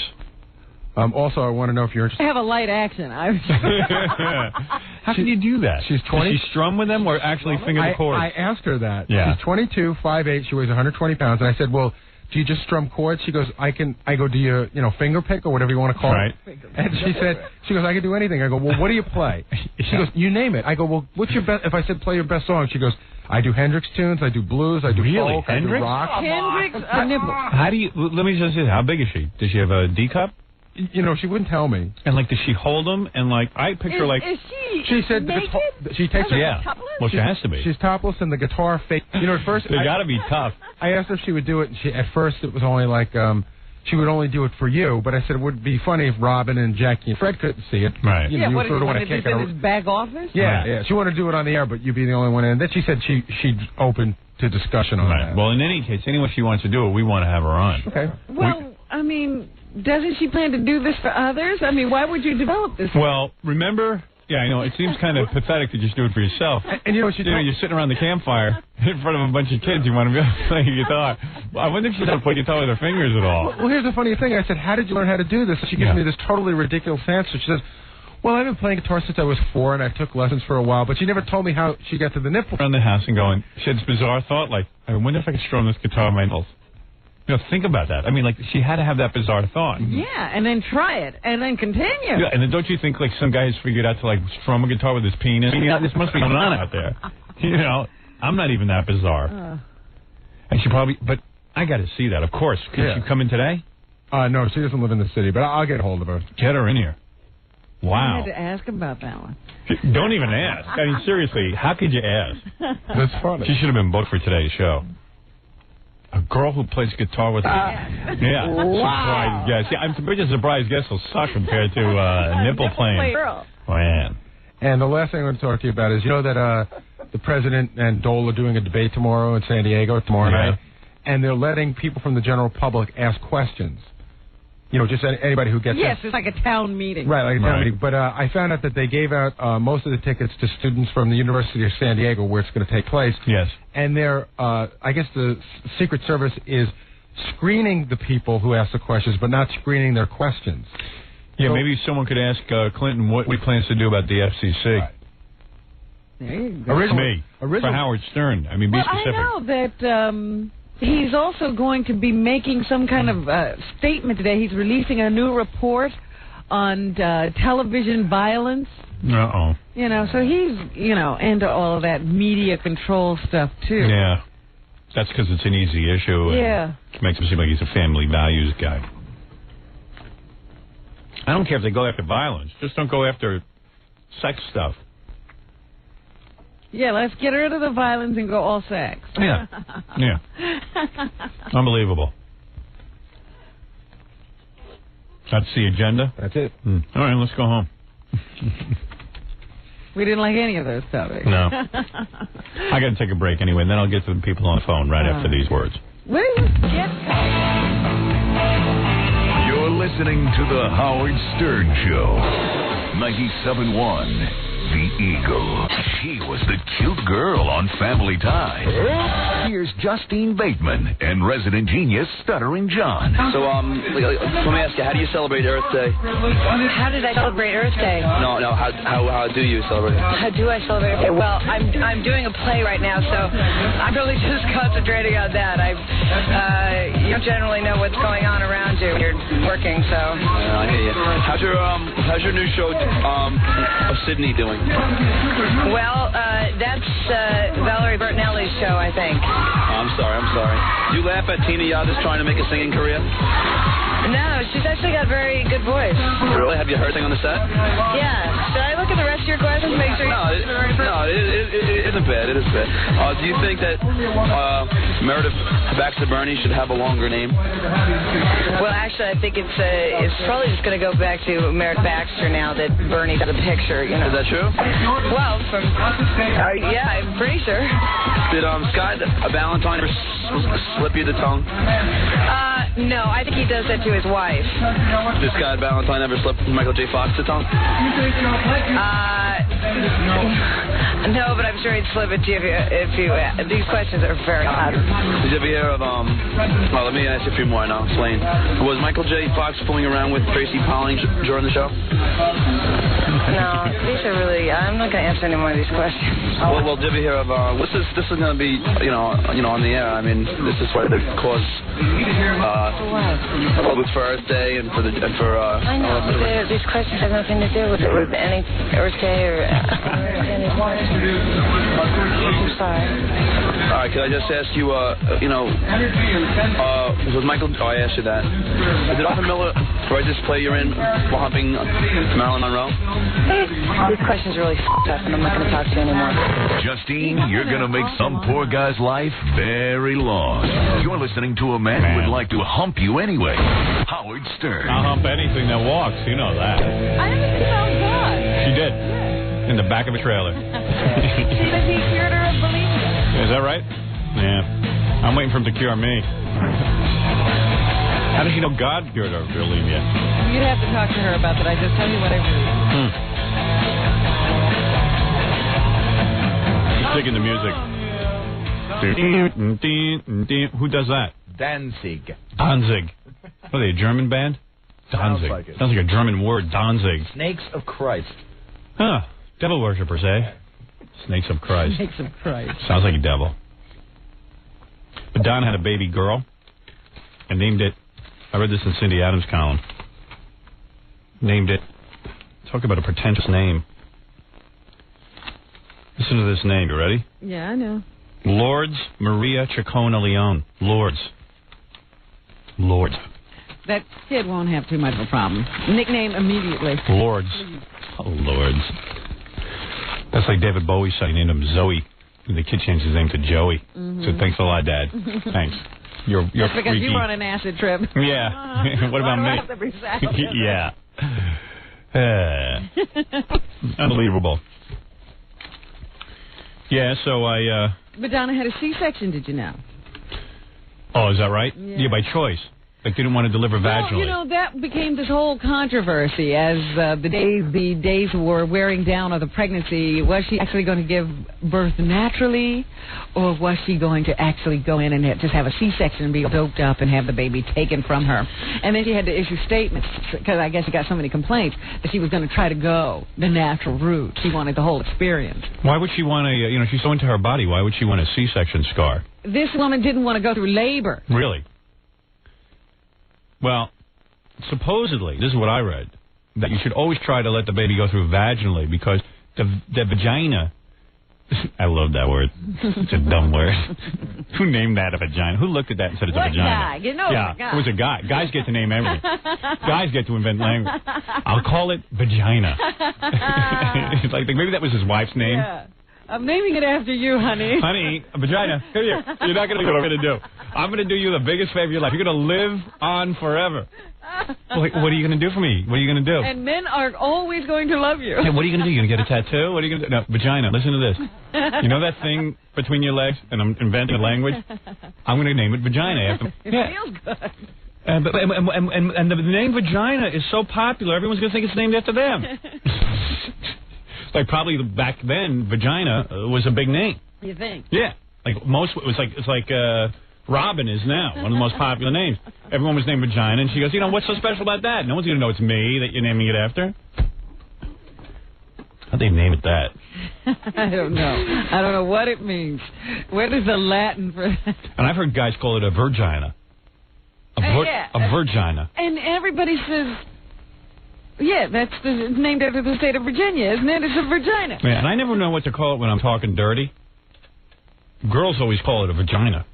But, well, that's when they're talking clean. Yeah, but I guess. But I don't know. It's like I always go, look at your... Look at it. You can't see it. Look at your vagina. The language is so funny, man. I don't even want to think how someone came to the conclusion that was a vagina. Can we find out the origin of that word? Penis. That's what is penis. Yeah, well, that's a beautiful word. Guys come up with beautiful words for their own thing. Penis. Penis. Nothing pretty about that either.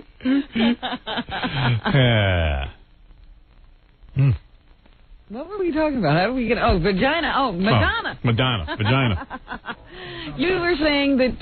you see, so I read that if a woman has a baby vaginally... Thank God you're on the show.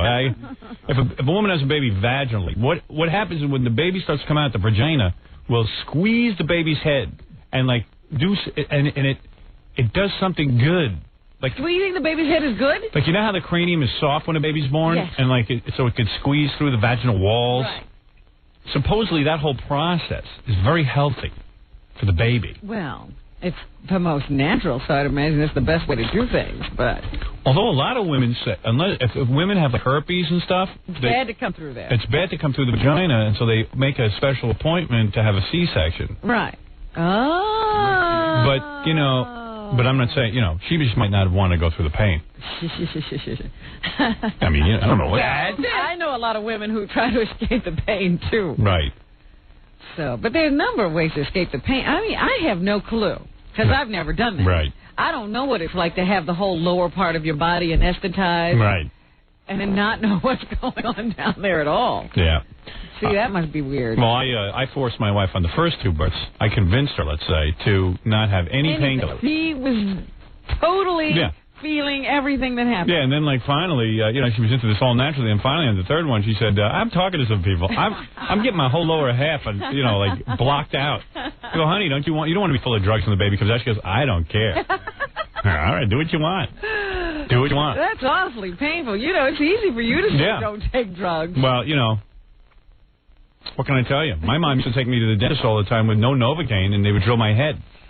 And that was painful. But it's not as unrelenting as childbirth. I mean, you can move your head away from the dentist. That's true. And get up and leave if you decide not to do it. I wasn't allowed to, though. And when that drill hit the nerves, oh, my God. Man. My mom was the sickest broad on the planet. She was something. Yep. A real piece of work. Dentists used to say, I can give him some Novocaine. We can be done with this in 2 seconds. It used to take 2 hours to drill one of my teeth. Yeah. Because they'd have to stop every couple of seconds. You have a lot of cavities? Yeah. Oh. This whole back row. Why? Unbelievable. You think I would have brushed my teeth? What's wrong with you? I just did. I was a little kid who wasn't into hygiene. Oh. You'd think one trip to the dentist would have cured you. Mm-hmm.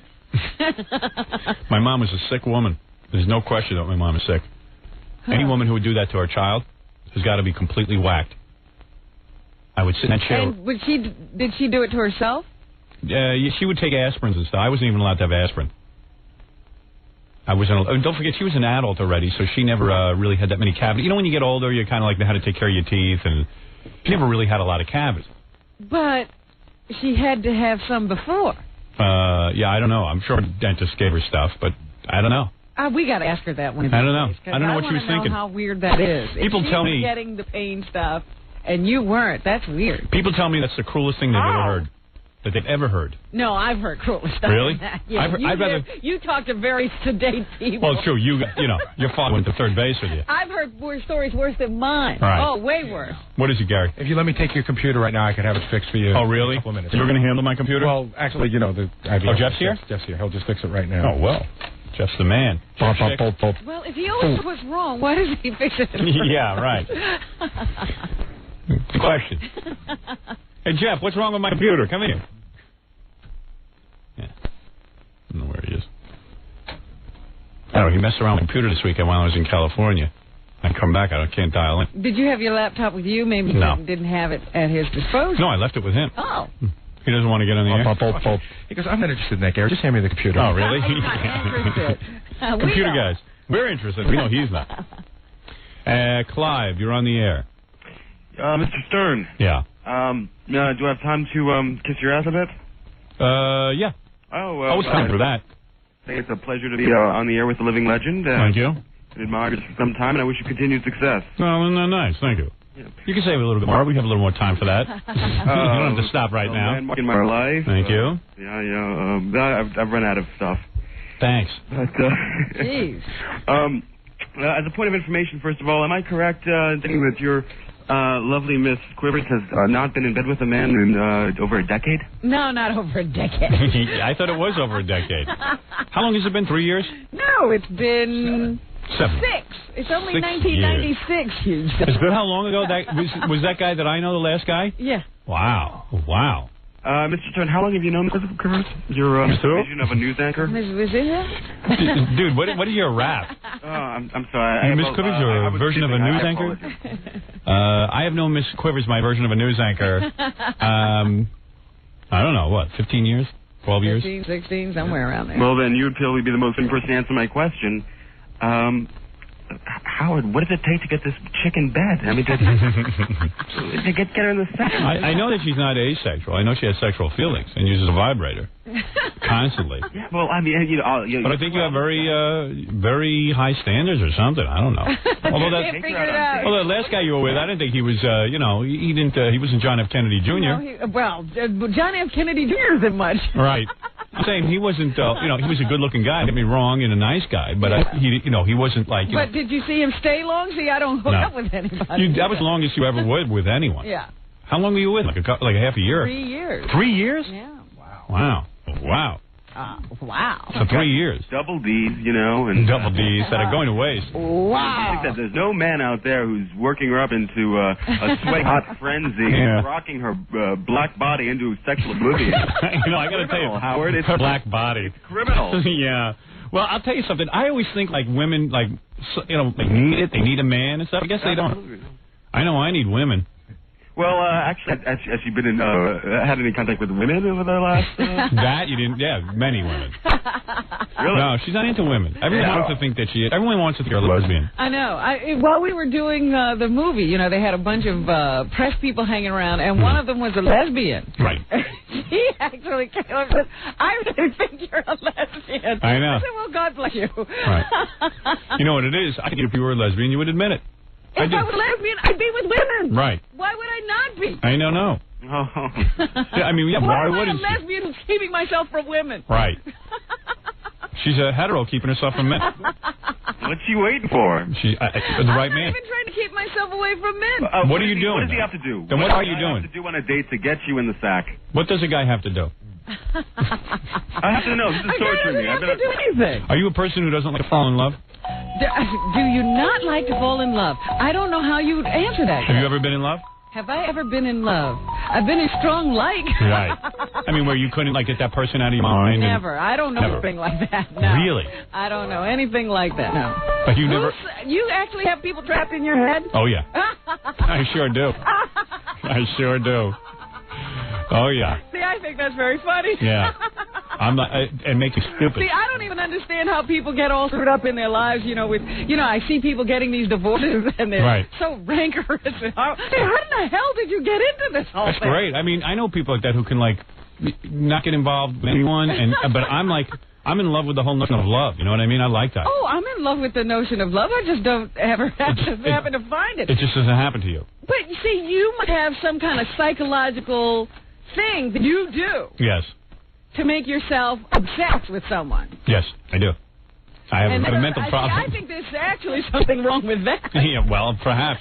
But what about when you were with Warren? Weren't you like... I thought he was wonderful. And did you want to see him a lot? No. You did not. Why would I want to see him? Well, it's true. The guy always had a video camera. It was really annoying, but... No, but see, that's the other thing. People, like, need to see somebody every day and all that crap.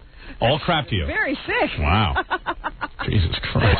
All right, Fred? Wow. Wow. You know, I mean, if you like somebody, so you like them. Why do you have to see them? No, I have to power them. I have to suck the marrow out of their brain. Yeah, and then you're like, now what do you do? Right, now I got to be with you. Now, how does the machinery compare to the real McCoy? What, the vibrator? I think girls like vibrators better than the real McCoy. Being with a person is much more exciting. Much more. You know what's the most exciting thing to a girl? When you're a real person with her and you have a vibrator. I'm telling you. I've never done the real person thing with a vibrator. Yeah. See, I really enjoy I miss being with a person, but, you know, you have to get to know somebody, and I'm too busy. Yeah, too busy with that horse. So you are wanting? You are wanting. Are you wanting? Sure, you would want, but, you know. Why, dude, are you the man to do it? Oh, she's a vision. Sweet, silvery voice. I know guys have a way with words when it comes to women. They really do. And it's really bad. It's always bad. That's why I say, how could you actually fall in love with that? Right. Well, I guess if I was a girl, I couldn't fall in love with a guy, because guys are dumb. Actually, but women are so great, man. I mean, like, you know, Jesus Christ, the breasts, everything, the ass. But I'm telling you, I have talked to women, you know, and they say, oh, I couldn't help myself. I'm like, really? I hear it ringing there, Howard. Yeah. Well, if you had a really great guy, that would be a difference. You haven't found one Who yet. is a really great guy? You're looking at him. I don't have a longing for you either. You lying. You lying dog. You lying dog. You have it so bad for me, you can't even see straight. I forget you as soon as you're out of my sight. Well, I'm hardly out of your sight. Just soon, if I could presume to speculate, I'd say maybe that, you know, her association with you all these years has perhaps jaded her view of the male sex. In a way, I agree with that. I'm being honest. In the sense of what? I've ruined you for men. How? Because I'm so dynamic. That and I'm such a vision to you of the perfect man. Howard, the only time you're dynamic is when we're on the air. You asked my opinion. I'm so on the air, you are a I am so your Prince Charming that you cannot deal with other men. Funny. How much time do I spend with you when we're not in the studio? 0. There you go. Come I on. can't get you out of my head either. Yeah, I bet. I bet you think of me all day. That's right. That's why I'm so anxious to leave you when we're not. I see how anxious you are. Where am I? Where am I? You keep stumbling over me, don't you? Okay. All right. Can I make a request? Yes. I would love to hear the Double D's song that was sung at the Stern Oscars. It's a personal favorite. Robin's song about her double D's? Yes. What year was that? This year? I believe so, yeah. Well, every year Robin's done a song about her breasts. I think it was the last Oscars. You're talking about the duet where I come in at the end? No. I don't think so. No. Maybe. When I've got D's, babe. No, these amazing double D's, that sort of thing. Yeah, I've got 2, babe. No, the Amazing Double D's wasn't in I've Got 2, babe. Play a little of I've Got 2, babe. See if this is what the guy's talking about. Okay. Here goes Fred. You mean this one? Can you hear that? Yeah, I can hear that. They say they're huge, I can't say no. I cut them down, and now I love them so. They're big and round and make men drool. They stare at them, but they can't touch. I'm cruel. You are cruel. Babe. I've got to, babe. You certainly do. I've got to, babe. Brown and sweet with big areola. They attract doctors, parking lot attendants, and bowlers. The whole gamut. Globes, what men desire. One look at my tits and men's laps are on fire. Mine is. Babe. I've got to, babe. You've got 2, babe. I've got to, babe. How they sway to and fro when I take off my bra, look out below. Pride and joy, my luscious mount. When I ride my horse, they bounce up and down. I want men to come on strong. I walk around in nothing but a thong. I wear tight tops to feel the breeze. I hope when I'm 50, they're not down to my knees.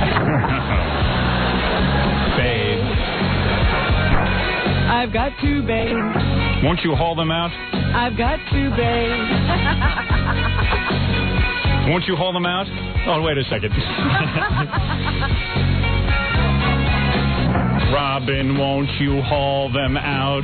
Not even if you scream and shout. Hooter's so firm, so round with tone. Why don't you leave me alone? I don't get this. Robin, please, I'm just like wood. Shut your mouth, it does no good. Robin, I'm about to snap.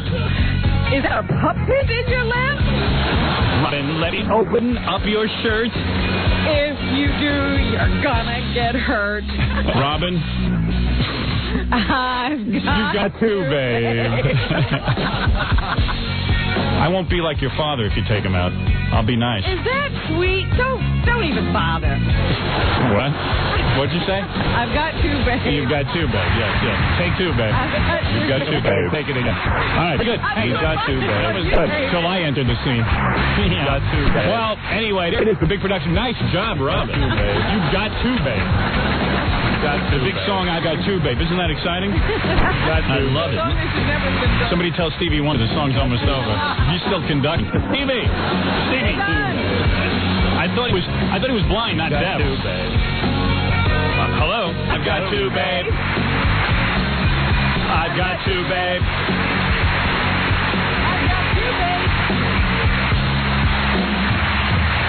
I've got two, babe. That sure was, Dad. Wow. Oh. Well, is that the one you wanted, sir?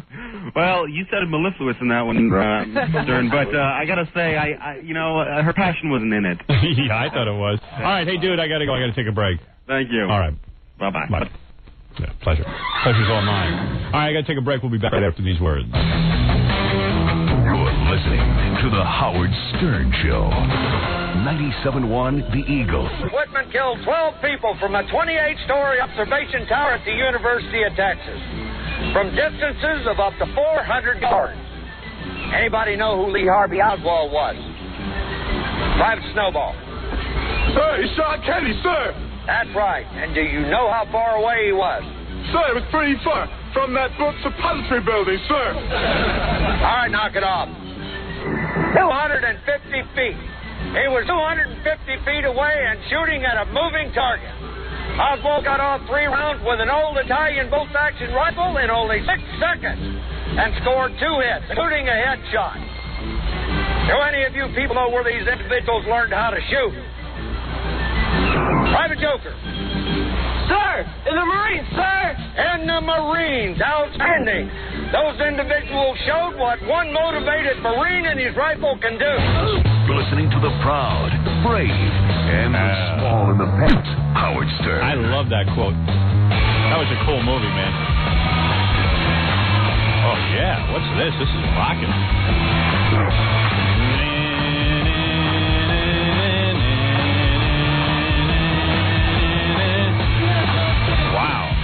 Who is that? Girl band. Porno for Pyro. Oh, that was a Hey, that sounds familiar. That was Porno for Pyros? It's a girl band. No.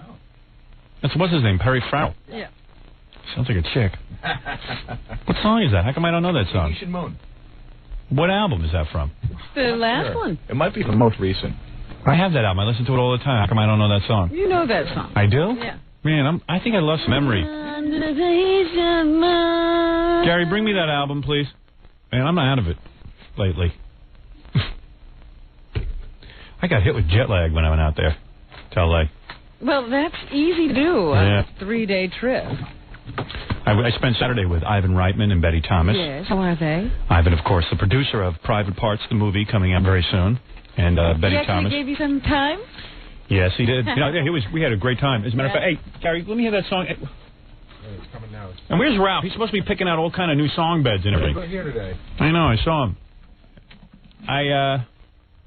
8:30, a special guest is coming in who wishes to just surprise us. Gary says it's someone we've been at odds with. Has the person ever done this show before? Yes. They have? Oh, yeah. But we're at odds with them, and they requested not to be. Yeah. I can't imagine who this is. Who have we been at odds with? The hell have we been at odds with? I don't want to give too much away. All right. This person probably thinks that they are more at odds with you than you are with them. Oh, really? Oh, I know who it is. But don't say anything. I figured out who it is. Don't say anything. The person wants to be... Okay, I figured out who it is. You figured out who it is? Yeah. It just came to me in the flesh. Want me to whisper it? Or I'll write it down. Okay. That way at least it'll be a surprise to the audience. Because Gary... But see, we're not supposed to do this. The guest really wanted it to be a surprise. Well, you didn't tell. You didn't tell me. I know. You don't even have to say he's right. Unless he's wrong. No. It's not? No, I said it was Bobcat. Oh, see, I was thinking that, but then he kept saying Big Star. Oh. Right. It's a bigger star than Bobcat. Oh, sure. Yeah, I mean, come on. Huh. He doesn't get special How guest many times status. have they done this show? Listen, I'm not going to... Don't even get into it. We're 25 minutes away from the answer. All right. It's just weird. It's not a mystery guess because we can't put on blindfolds. That's right. Maybe we should put on blindfolds. If you want to, you can. We can do that. Yeah, why not? They'll come in and disguise their voice. Yeah. Okay. Because it sounds to me like this is a mystery guest, even though they've been on before. Right. Well, I just don't like to. I don't like to give you guys the wrong impression because a mystery guest genuinely is the premise is that they've never been on before. Yeah, I know. And then Robin would say, "Well, mystery guest has never been on before. Gary's an idiot again." Oh, here we go. No, we all understand the premise. My fault. This is a person. Yeah, he doesn't know what to do. I knew what to do this time. See? This is a person who we've been at odds with, and but they have previously done the show. Yes. Hey. Jeez, I mean, the list could be so long. Sure. It could be Chevy Chase. Could be anyone. Right. Oh, God. Kathy Lee. No. Frank. Yeah, for those of you who missed the story, I end up on a plane to California with Kathy Lee and Frank Gifford in the same cabin next to me. I wish you had said something. Oh. Please. I told the whole story at 6 o'clock, so get a tape of the show. I'm not going to tell it again. I mean, it would be a better story if you talked to them. Yeah. Oh, man. It was pretty good as it was. But then, I mean, a real confrontation. I mean, I tried to talk to Kathy Lee. She's nothing. You think Kathy Lee she'll never talk about it? No. I don't know. They have to have that segment on the show. But then she would probably feel that she was doing you a favor by talking about it. Right. No, she'd never talk about it. She wouldn't ever do you a favor. She thinks I'm Antichrist.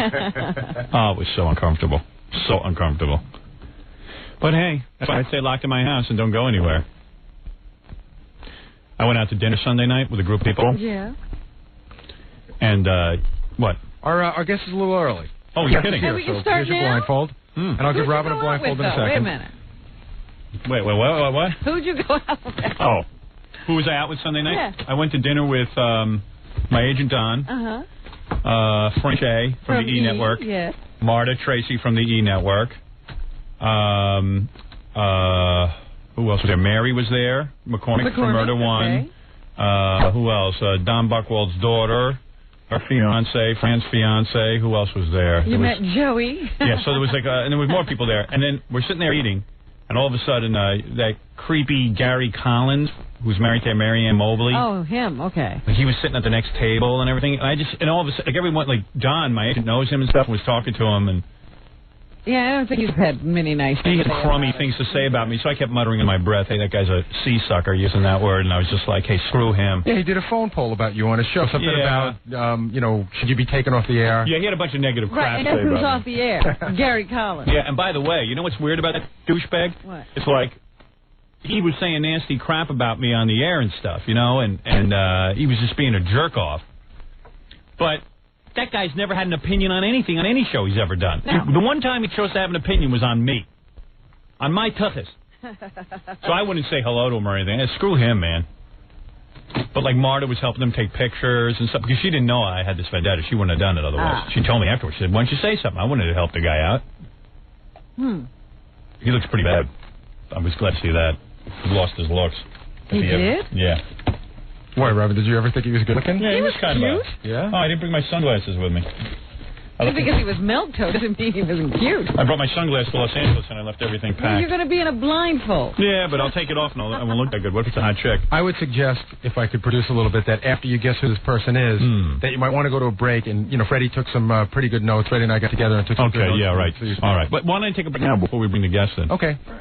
I was going to talk quickly about, so I went out to Los Angeles, and I had a meeting, Friday night right off the plane with Sherry Lansing from Paramount, and I met with all the people involved in the picture, from the Paramount side. What was Ivan saying and Betty? Well, first of all, the meeting with them. First of all, Ivan they built Ivan Hollywood is incredible, man. It really is. Well, that is the place you want to do business. If you ever go, if you have a chance to decide what you want to do, you want to be in Hollywood. Yeah. Well, they built, and rightly so. Ivan has a wall in his office of every movie he's either produced or directed. Yeah.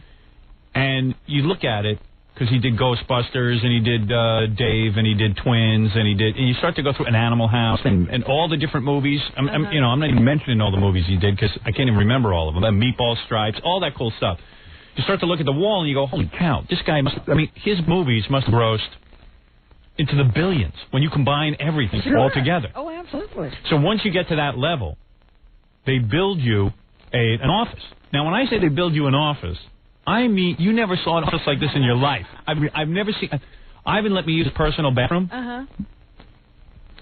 I'm jumping ahead. First of all, you go out there and you walk into this building, and it's huge. Okay. This is all for Ivan and all the movies, because he's in the middle of this Space Jam with he's Michael... got a number of movies. With Michael, whatever his... Michael Jordan. And he's... Bugs Bunny. Yeah, and he's in the middle of directing his own film, and then he's producing my movie, and he's got a whole bunch of crap going on, So you go in there... And I went to go watch some of Private Parts on the big screen for the first time in my life. Yeah. Wow. They got a movie theater, in the building. And a guy just standing there in front of a candy counter, just load you up with popcorn and candy. It's like a movie? It's a movie theater, but it's Ivan's movie theater. And there's a guy at the concession stand? Yeah. He serves you liquor or whatever you want, popcorn and cool crap like that. There's a bar in this concession stand. And it's like, whoa. And that's just one little tiny segment of his office. Just imagine, you work for Ivan Reitman, and you're the guy who sells the candy. Yeah. But meanwhile, it's like the coolest place you'd ever want to make a film, because you get totally... You can see the editing base and the editing room. It all goes on. So Ivan can walk around the halls. Absolute comfort. Yeah, there's absolute comfort. So you go in... I was going in to watch some of Private Parts, right? Yeah. Which is really weird, because I'm getting prepared to see myself on the big screen. And... It's the first time you've seen it that big. Yeah. And Betty was in there, about 15 people... And Ivan, Don't you want to watch it alone the first time? Yeah, you do. But, listen, Ivan's got a cool control bank. He can talk to the projectionist and tell him what to do. Right, so he pushes a little button. Yeah, he's got total power. And he says, come on, sit down next to me. And what kind of seats? Not like regular. Nicest chairs I ever sat in my life. I almost fell asleep. As excited as I was, it was like, hey, I can take a snooze here. We really want to get to our mystery guest because they're scheduled to be some other places. I think they're moving around. All right. I'll tell you. Okay. All right, we'll get this in a minute. Okay. All right. Why don't I do I have to take a break first? Yeah, let me take the little short break, and then I thought they were early. That's why. Yeah, things get moved around. All right. Okay. Important places to go. All right. This is a person we've been at odds with has requested to come in and I'm still trying to think who it could be. All right. Quickly, Fred, just a couple of commercials. Don't be long. You're listening to The Howard Stern Show. 97.1 The Eagle is The Howard Stern Show. Here's Howard. Robin, I'm going to put my blindfold on. Fred, you're playing? Well, you don't know. Not because I had to do some research. Oh, you know. Okay. Who's that, Leslie West? Yeah. Yeah, it's great music. Great music. All right, Robin, I have my blindfold on, and this is just... Gary, go get the person. It's not really a mystery guest, because we've had this person on. Yeah, do you want me to tell you that mystery... Robin's mic. Oh. Testing. Don't turn off my mic. I was just going to tell you that mystery guest doesn't believe that we actually play this game. They think that you know who this person is. No, I really don't. Tell mystery guest that they're... The mystery guest will be coming in a second. Okay. Mystery guest. Mystery guest has a lot of feelings. Doesn't want to be known, wants to be surprised. Had this person on before, and they're at odds with us. Well, everyone's at odds with us. But Gary says you have the upper hand. I don't know what that means either. Mystery guest, are you there? Yes. Well, it's a guy. Maybe not. Mystery guest has been on before. I can't imagine someone who's been on before and we're at odds with them. Well, we're not at odds, really. It is a woman, though. No, it's a man. It's a man doing a woman's voice. You think? Of course. Can you say the rain in Spain falls mainly on the plane, mystery guest? The rain in Spain falls mainly on the plane. Oh, okay. Then you do have male genitalia. Is that true, mystery guest? Some people don't think so. So you're a man? Yeah. You just like a woman? No, not in public, no.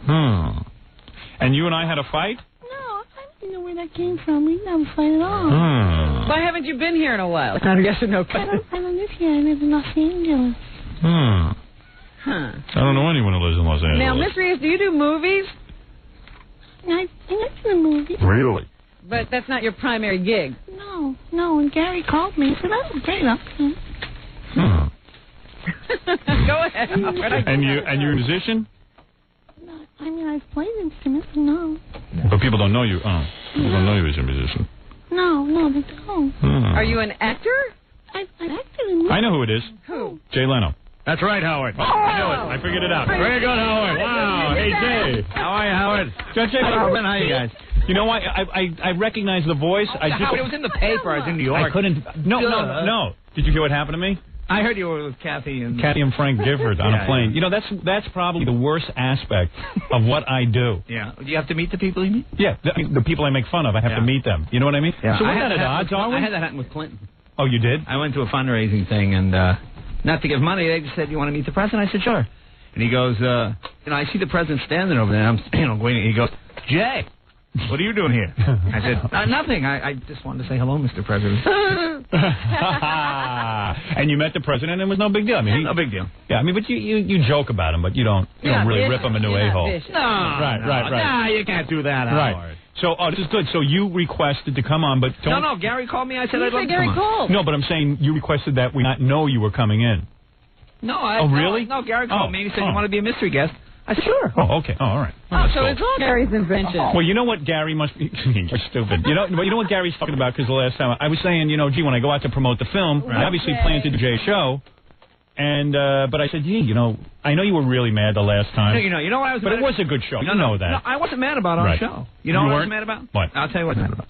I was mad about... The one thing about Howard is that you treat everybody equally, with equal disdain, which is fine with me. Right. The thing that annoyed me was, I said to you, I bet you when you go on Dave's show, you don't say my name. Because when you come on my show, you can do whatever you want. And when you went on Dave's show, you said, Dave, I was on another... Well, I wasn't aware of that. Because obviously you were told not to mention the name. No, you're getting paranoid. I swear to you I wasn't. Let me finish. And then also, I'll never convince him of it. And also, you did exactly the same bit, but it was obviously scripted, and they knew what the bit was. And I said, I don't mind Howard. I don't mind me even getting mad at Howard. Okay. When Howard comes on, he trashes my show. Right. And I genuinely get mad at him. I said, okay, but Howard trashes everybody's show. And then I see you go across the street. I said to myself, you went on Dave's show. You brought the two guys on. The guys kissed. Then they had Muji Bar and Sergio. I said, obviously they worked the whole thing out first. And I said, all right. So can I tell you the whole truth? Let me finish. All right, go ahead. And my feeling was, and the feeling of the staff was, Howard has no respect for our show. If you have no respect for anyone, that's great. Wrong. That's great. Have no respect. But when you do so one and wrong. not the other, all right. Can I tell you can I give you an explanation? All right, go ahead. Because I didn't know that's what you were... Do I need these to hear, Robin? Yeah. Yes. Okay. All right. Here's my explanation to the God's honest truth. I certainly didn't know that this was where the problem was. Yeah, right. But I want to clear this up. I really do want to clear it up. It wasn't a huge problem. Let's talk about your book. I was just a little disappointed. I went, Howard, come on, trash us equally. Fine. I just want to... I'm going to tell you this. You don't have to believe me. Go ahead. Okay. In the past, doing Letterman's show, they have always called me for a pre-interview. Mm-hmm. I have always given them a false agenda, and Dave, in fact, got quite annoyed with me for many visits, but they always turned out to be good visits. But he really was annoyed because I never would call him ahead of time, meaning his people, and get the whole thing straight. And I said, you know what? I think it's so much better when we're spontaneous. And he had much the same feeling that it would be 10 times better if we weren't so scripted. Okay, then you take over as the host of the Tonight Show and invite me on the show. I go on the show. We never planned anything. Right. Even though there was like an attempt to plan stuff. We go on, and the first time I'm on the Tonight Show with you, it's killer. Everyone goes, wow, what a great show. It was loose. It wasn't uptight. Jay was really relaxed and really went along with her. I say to myself, yeah, and I was very, and I was like, and you were not winning in the ratings at the point, and I said, that's the difference. Dave's getting really scripted. Dave's getting really uptight about stuff. Jay just went with it, and it was me being me, and it was completely out of control. And even afterwards, people were saying, Jay lost control of the show, Howard took control of the show. It was controversial in that sense, and it was good. That's fine. And you were smart enough to say, hey, I don't care what it was. It was good television. I don't have an ego. I'm not sitting there worrying about who's in control. As long as somebody controls doing something interesting. Okay, good. Second time I go on your show, there was an attempt to, and the same attempt to sort of like do a little pre-screening. Somehow it didn't happen. I go on, and it killed. Okay? We did great. The second time was even better. You were coming at me. I was going to you. I started making up a Lyle Lovett or something. It was just really good. And so every time I went on your show, I felt, hey, it's a home run. Whatever it is we're doing, even that little dance we do beforehand where we sit and pretend like I'm going to maybe do a pre-interview, but I never end up doing it. Whatever it is, everything's working. I figure it's working. Whatever it is. And I meant no disrespect to your show. I just thought, like, wow, I'm doing good television here. Everybody loves when I go on The Tonight Show with Jay. So, okay. In fact, I sort of hadn't been on Dave's show in a while because some of my last appearances on Dave, I didn't think were going all that well. You weren't happy with Dave. I go on your show now. Now, all right, you're starting to win the ratings and everything. And it's, you know, and you're still loose as a goose. And I admit, I planned the whole lesbian kissing thing. That's fine. Behind your back and all that because I thought that. What happened was, I'm going to tell you everything. Lorne Michaels had called me to be on Saturday Night Live. I was releasing the book, and he said, I want you to do a segment on Saturday Night Live or host the show. Do whatever you want. I said, I don't want to. I want to do this thing with lesbians. I want to surprise the cast. I want to have like a school. Right. This is a brand new cast of Saturday Night Live. I'll go out with lesbians. In the middle of pitching this to Lorne Michaels, his eyes are glazing over, so I have to tell the cast. They have to be prepared. I said to myself, why am I doing this here? I should be doing this on The Tonight Show. Jay will go for it. He doesn't care if I pre-screen this crap with them or not. I'll surprise him with the lesbians. Whatever happens, happens. Let's see what happens, and that's it. You know, it might be a train wreck. It's always a train wreck when I'm on, but it's always interesting. All right, that's fine. So that's what I figured. Okay. I do your show. All hell breaks loose because you were upset with me and all that. Oh, I was upset because rather than just do our segment, it then leaked over into other people's segment. And some people tell me that was great. Some people tell me it wasn't. But let's face it, it was during Siskel and Ebert. And let's face it, Siskel and Ebert didn't have all that much to say. Between you and me. He is the ruler of the show. He could have dismissed you. He could have had you. No. Again. Jay got really upset. Even it was bad. Jay was mad, and he pulled Gary backstage afterwards. And really, you cursed Gary out. You used foul language. You don't even remember. And somebody said, if I could just have a picture of Jay holding his crotch going, pussy, pussy, pussy. I'd be a business. Well, first of all, they weren't lesbians. They were just porno stars. They were porno stars. All right, so there was a difference. Right. A difference. All right, okay. I mean, they were just obviously porno stars. Yeah, so maybe it was dumb, maybe it was smart, but some people liked it, some didn't, but it was highly rated. But you know, who's analyzing it so much? I felt bad, though, because you didn't like it. But I think afterwards you kind of liked it. My thing was that, all right, Howard that's what Howard does. Then as I said, I sat back and I said, well, let me see what he does with everybody else. Well, okay, now let me tell you. Again, the general feeling in our show was that you can come on and do whatever you want. We trust you. And I appreciate that. Now, wait a second. Okay, go ahead. Let me cut ahead. Go ahead. So I get booked on Letterman's show. Right. In fact, I was booked already on Letterman's show. I decided I would do yours first. I wanted to be sort of even-handed about it because both Dave had called and Jay called, and I said, hey, wait a second. I hadn't been on Jay's show in a while. I'll go on Jay's show first. So I get a call from Dave. This is after the thing happened with you, and I got to admit, I was spooked. I felt really bad. I really did. I felt really bad that you were unhappy. No, I did. I felt bad, okay? Because, very nice to me. You've been really good to the show. He didn't express it to anyone. No, I'm not. I'm not going to say that. I'm certainly not going to call you, Meg. So, anyway, I just as soon end it. So, wait a second. Dave calls me at my house, and he says to me, point blank, hey, I saw what happened with you and Leno.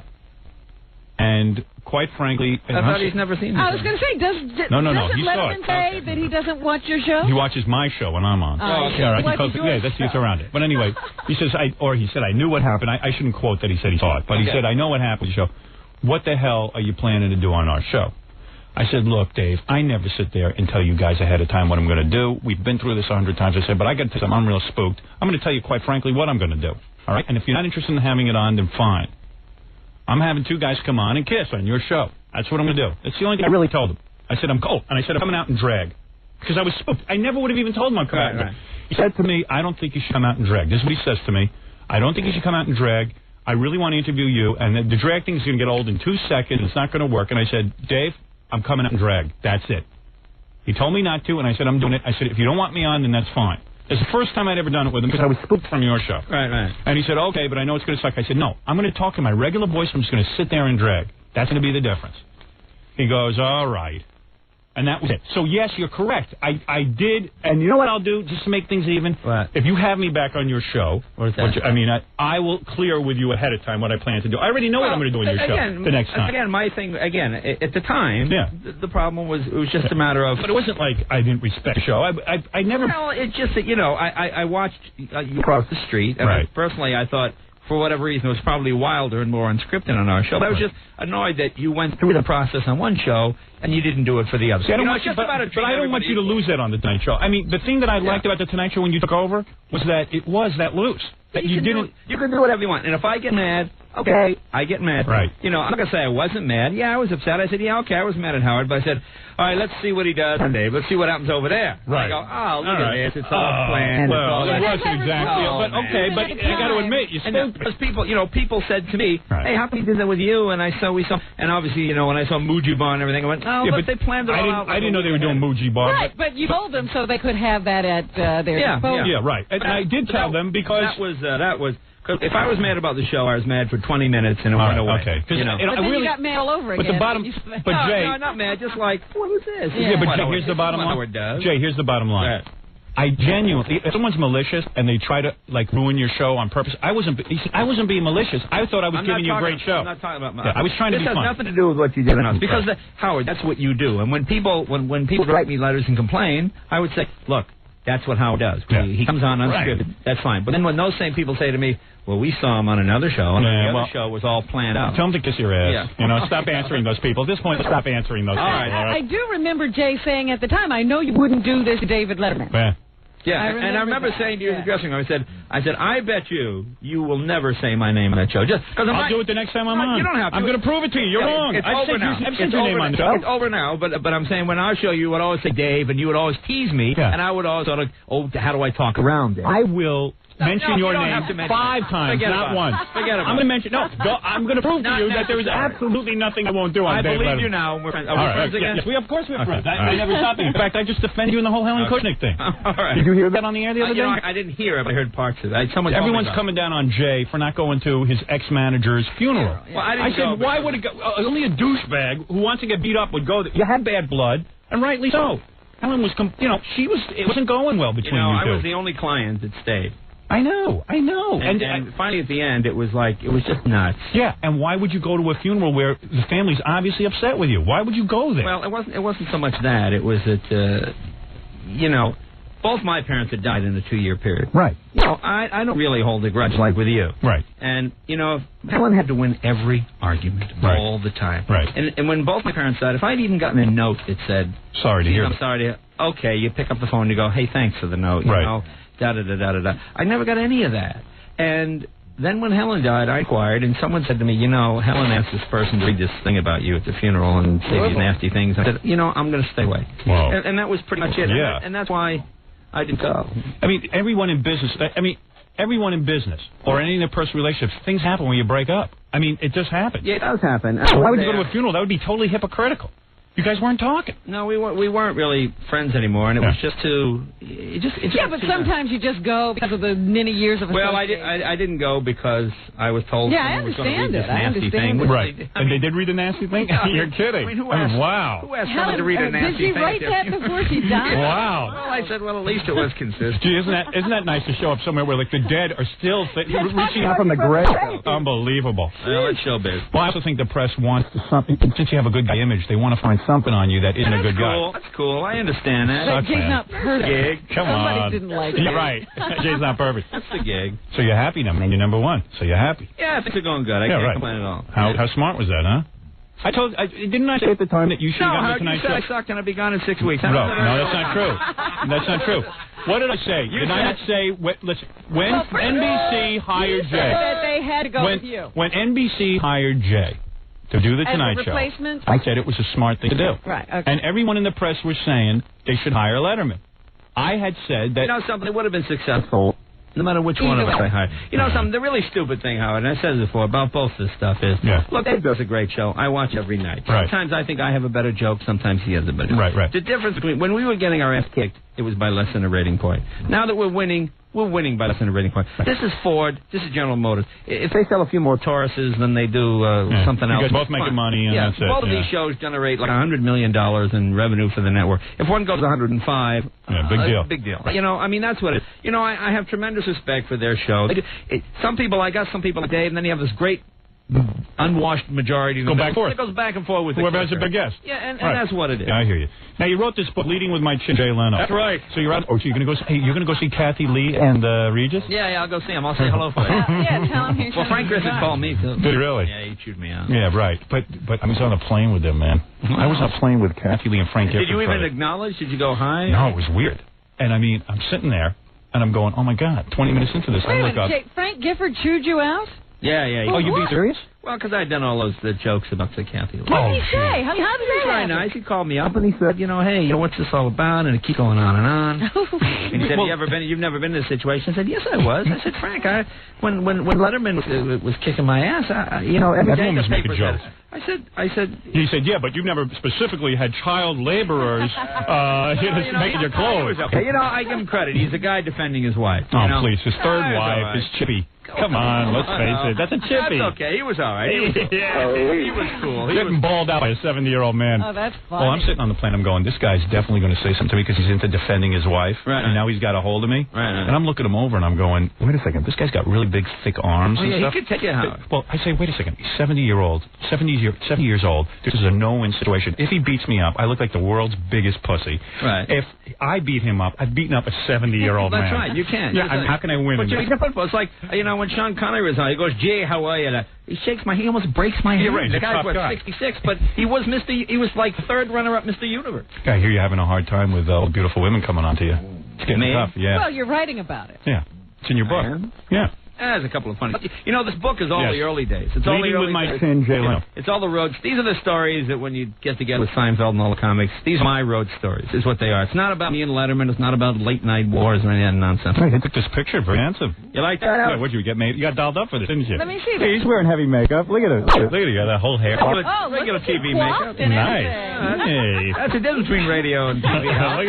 Look at that image, man. That's it. Wow. But it's doing very well. It's on the bestseller list already. I think it's number one. Well, how can I miss? I mean, it's out a week and a half. You got the best advertising vehicle. You're on the Tonight Show. I mean, every day. I only held it up twice in that time. I don't beat it to death. Like how some of these radio guys they just advertise the thing over and over. Look at me. Look behind your head. Paperback's coming out tomorrow. Take a look at that. I don't know. Mentioned it a couple of times. Thank you. Yeah, why don't you just hang a big picture of your book behind you on the Tonight Show? I'm going to Barnes and Noble today. Be shameless. 12:30. All right, let's talk about that. You're signing books today. Right. All right, you'll be at Barnes and Noble. Right. At 12:30. 12:30. Now, anybody who wants to can walk into this place and you sit there and sign. Take a picture of everyone. Now, will you sign every book? What if you have such a huge line? Now, this has been controversial. How long will you stay? I did 1,000 yesterday, and I did 1,000 the day before that. And you sat there and signed all of them? 1,500, yeah. Because Martha Stewart just walked out of her. She walked out after her 2 hours was up. And she has many fans, and you know how you are. You're like Mr. Nice Guy, so you have to sit there and sign. Yeah, well, it's all right. I'll do it. Right. What's your signature worth these days on a piece of paper, on a book? Do you know? I know what mine is. I check it every like the stock market. What are you doing? Signed copy of my book for $350. Yeah, really? Yeah. I was getting $475. Oh, you are. In the newspaper and the guys who sell autographs to see what yours is worth? No, I don't worry. I check that all the time. In my book, the rare copies are the unsigned ones. Is that right? Yeah. Everyone has to sign one. Yeah, everybody's got Now, how long did it take you to write this book? Did you actually sit and write this and sit in your basement and write this thing? No, I put it all on a tape recorder. You talked into it. I can't. I'm dyslexic. I start writing and Are you truly dyslexic? It comes out blugga hugga mugga. Right. And so I put it on the tape recorder, and then I sat with Zamy, a buddy of mine. Right. And which one you want to keep, which one you want to take out. Right. And you shake it and all that kind of stuff. And you feel your voice comes through in the book. I think so. Yeah, some funny stories in there. Right. And what's this about you? You're letting starlets want to go out with you now, right? Because now you're the host of the Tonight Show. I've been reading about that. We've been reading in the paper about the fact that you say, "My God." Sometimes I look over and I say, "This." No. What I said was sitting there. No, what I said. No, that's not what I said. What I said. I'm sitting there and you're talking to some attractive woman who's like 22. Yeah. I was thinking about this the other day. I had this girl from 2 Days in the Valley. Oh, I know who you mean. Very sexy. Blonde? No, with dark hair? No, she's blonde with a very unusual name. Yeah, the model. And, I'm sorry. Thorns, I'm sorry. Anyway, she's in South Africa. Yeah. Beautiful. She's like 22. White girl in South Africa? And so I'm talking to her. Yeah. And you go, boy, this girl's attractive. And then you look out in the audience and I see a 46-year-old guy sitting there. And you go, it's ridiculous. Yeah. I said, how old's your dad? 43. Really? Yeah. I'm older than your dad. Yeah. It all goes away. Yeah, right. That's the end of that. Does it go away? It goes away. Actually, there's some funny sex stories in the book there, Howard. Oh, really? There are sex stories in the book? A couple. With you? Yeah, a couple of funny ones. Jay in the sack? I thought you'd get a kick out of it. Well, here comes Gary. You know how we had always heard this interesting rumor about Jay? Yeah. Okay, can we tell you what? Is it Chiquita Bananas? No. You want to know what we heard from comics? What is the story? I'll tell you the truth. This is true. Because it's in the book. Yeah. Oh, it is? Yeah. All right. Howard, why don't you read the book? Well, I just got it. First of all, let us explain that Baba Booey decided we shouldn't know you were coming in. Yeah, I would have prepared to read the book. Yeah. All right, listen to me. Dale, I was on the plane. I would have read the book. So what else I got to do? I watched 3 bad movies. Didn't tell us it was you. Right. How come you decided that I should know it was Jay? I thought Jay decided it shouldn't be here. Yeah, okay, decided. Oh, you're saying Jay did this? It's maybe something. He called me and asked me to be the mystery guest. I said, sure, whatever. I'm sorry I didn't call. I apologize. Okay, all right. But it's cool. It's cool. Right. We're glad you're here. That's the important thing. That's all that matters. Who cares how it happened? Yeah. All right. Jay, here's what we always heard about you on the road. What's that? Comics used to come in and say, Jay's real kinky. And you know, everyone, Jay always had a squeaky clean image. I go, what do you mean he's kinky? He goes, all right, you promise not to tell anyone? I go, yeah. Jay digs tying women up. No. Wait a second. I go, what are you talking about? There is one funny story. Wait. Jay digs like bondage. I go, what are you talking about? Jay's really into bondage. They goes up and sank him in the whole thing. I go, get out of here, Jay. Come on, I don't believe it. Which comic told us that? Ridiculous thing I ever don't say the comic. I wish I could remember now. Which comic told us don't say his name? How did you do that? I don't know who it was, but this is what I'd heard. And every time I saw you, I was saying in my mind, Jay digs spanking chicks. Yeah. And then, even though I knew it was probably not true. Howard, you should read the story in the book. What is it about? Well, it says that he tied a woman. No. But what do you mean? What is it in the book? You got to read the story. It's in there. You mean I can't say what the story is? It takes too long to tell. What's the story? It says he tied a woman to a bed with neckties. There you go. Did you read the Chiquita Banana story? No, Freddie read the book. It does say in the book you tied a woman to the bed with neckties? You have to read it. You're into that. No, she was... Read it. It's in the book. It's like Prego. It's in there. It's in the book. In the book. Wow, then I'll read it. Actually, the funny one is the Chiquita Banana story. Yeah. I met this woman here in New York, and a check-dressing star. Right, a hot chick? Yeah. Before you married? Yeah. So we go back, and she lives in this huge... Did you have a lot of sex before you got married? Not really. Were you a playboy? No. She lived in this huge... How old were you when you first... Wait, before we tell the story, I need background. How old were you when you first got laid? I don't know, teenager somewhere. Teenager? What was it? Was it a hot girl? Older? I don't remember. Ever go to a hooker? No. Hookers don't interest me. I like the chase. Really? It doesn't interest me, no. Did you have a getting laid, or were you like one of those guys who talk your way into anything? No, I don't know. I probably didn't have any more or any less than somebody else. Before you got married, did you have at least 2 chicks? It's interesting. I've lived with 5 women. They're all born on the same day, including my wife. Really? You've lived with 5 women? Every one of them was born September 5th. Wow. So you got an active sex life. I did all right. What about you? I wonder what your story is. But you want to hear the Chiquita Banana story? Okay, go ahead. Anyway, I meet this girl, and we go back to East Side, like 58th floor of this huge penthouse apartment. We go upstairs, and it's 5 rooms, big rooms, all glass, hardwood floors, not a stitch of furniture, no curtains, just a futon for bed, and 6 big cases of Chiquita Bananas. Huge, like industrial-sized cases. And you just met her at the club? I met her at the club. We went back to her place. She was a fan or a comic? She was just a girl in the audience. Okay. She came up to you and Jay, I just think you're great. We just started talking, whatever it was. All right, so you were going there to bed. Recruit. Yeah, so thank you. So anyway, we went there, and I go up and I said, what is this? She said, oh, it's my boyfriend. I said, your boyfriend? Oh, we're really broken up. I said, what do you do? I'm just staying here. And I said, where's all the furniture? She says, well, we don't have any furniture yet. We broke up before. And I said, what is that? She said, this is 6 cases of Chiquita Bananas. He's the import-export business. And I'm thinking, what if 6 cases of Chiquita Bananas going in a penthouse apartment on the With east nothing side? else in it. Yeah. I said, well, that's all right, fine. So I stay overnight, and I wake up at it's like 5:45. The sun's coming up, and it's like, there's no curtains. You're in a high-rise. The sun's coming in. All right. So I get up and I open the fridge, and there's nothing in the refrigerator. And I says to her, listen, let's open this and get a couple of bananas. No, take the banana. I said, the guy's not going to miss 2 bananas out of 6 cases of Chiquita Bananas. Oh, it's a big deal. So I get a knife, and I'll pry the wood open here, and I'll reach and I'll get a banana. I'll hammer it shut. Who's going to know? So I reach in, and my hands are all greasy, and I realize they're guns. They're automatic weapons. Oh, wow. And then I open the case, and I go, they're all guns. And then this girl said the greatest thing. She said, well, maybe there's bananas in the oven. I go, there's no bananas in either of these. There's no bananas in here. Do you understand? Oh, man. I says, who is this guy? She goes, well, he's Cuban. I go, Cuban? Well, what are these guns for? She goes, well, I didn't know they were guns. But the bananas, he's putting stuff here. I said, now I'm looking around like, the feds are, I'm thinking like the feds are across the street. Of course. That's why there's no windows. I mean, I ran out of there half naked. And you ran realize, out of here. Goodbye. Thank you, goodbye. And you're having sex with one of the stupidest women on the planet. Oh, man. It's unbelievable. I'm thinking Leno killed in gun running. And also, you tell in the book you are dyslexic.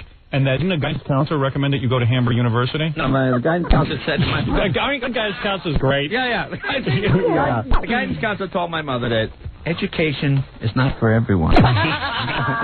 Hamburg University people have a wonderful, intensive 2-week program. And that's all he can take. Where they teach you how to, cook burger. You can make change. Yeah. Do all that and you're self-starters, so that you should do very well. You should be a manager well. in no time. I should do very well. Absolutely. Where is that guidance counselor now? Well, my guidance counselor was a real trip, too, because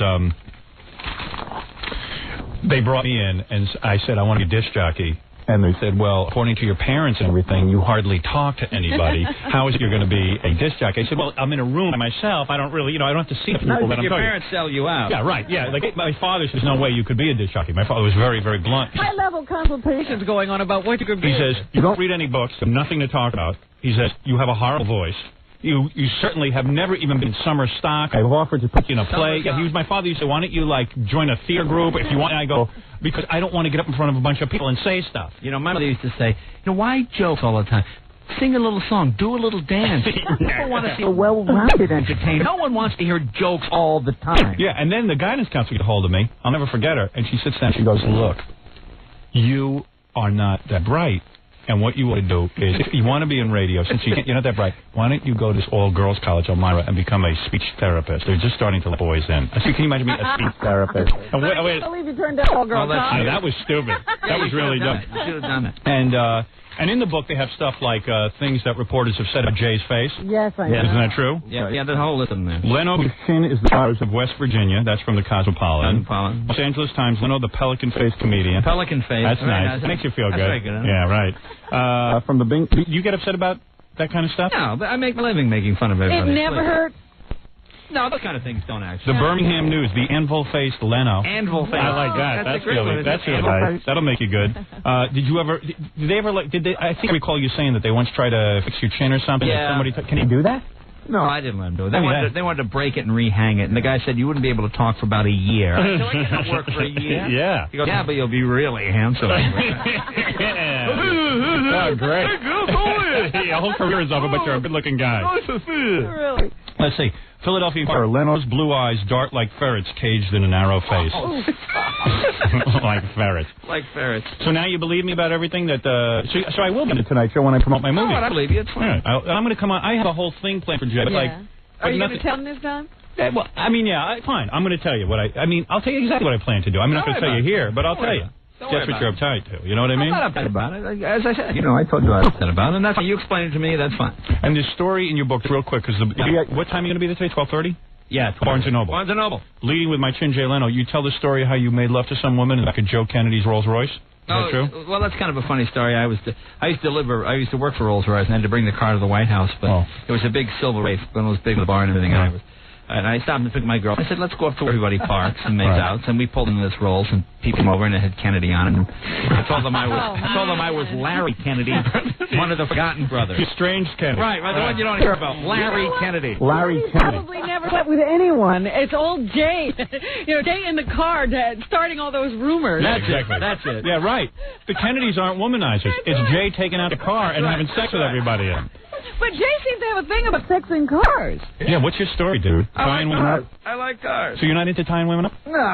Nobody gets this kind of silly rumors. I read the other day, though, that he kept the car that he first... I still have the car Mavis and I first made love in it. Yeah. Really? Yeah. You ever take Mavis around in the car like on your anniversary? Yeah, but we're getting older and it hurts now.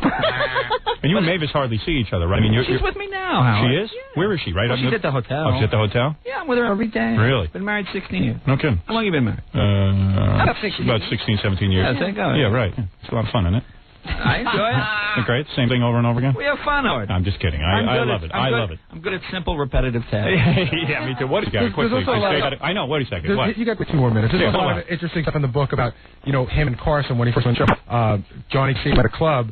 And he walked up to the table, after Jay was done, he walked over to Carson's table and says, well, that was funny, but you're not quite ready. Your jokes are too far apart. You don't have enough of them. That was the best advice I ever got. And meanwhile, Johnny's sitting at home, man, squeezing his liver spots. And that's great advice. Let's badmouth Johnny. Come on. Come on. He still hasn't come on the show. It's time to badmouth him. He hasn't gone on any show. He doesn't do anything. Isn't it great? You always apologize for not, you've kissed the guy's ass 27 times and everything. Meanwhile, he sided with Dave and everything. Now you're number one. No. Screw him. No. I'm going to say this for Johnny. You talked to Johnny. Screw Johnny. No. Yes, I have. He's always been very gracious. Look, hey. Who needs him? The guy... He's going to give him advice. Was that his first choice? No. Screw him. But that's cool, but I don't hold any grudge. It's business.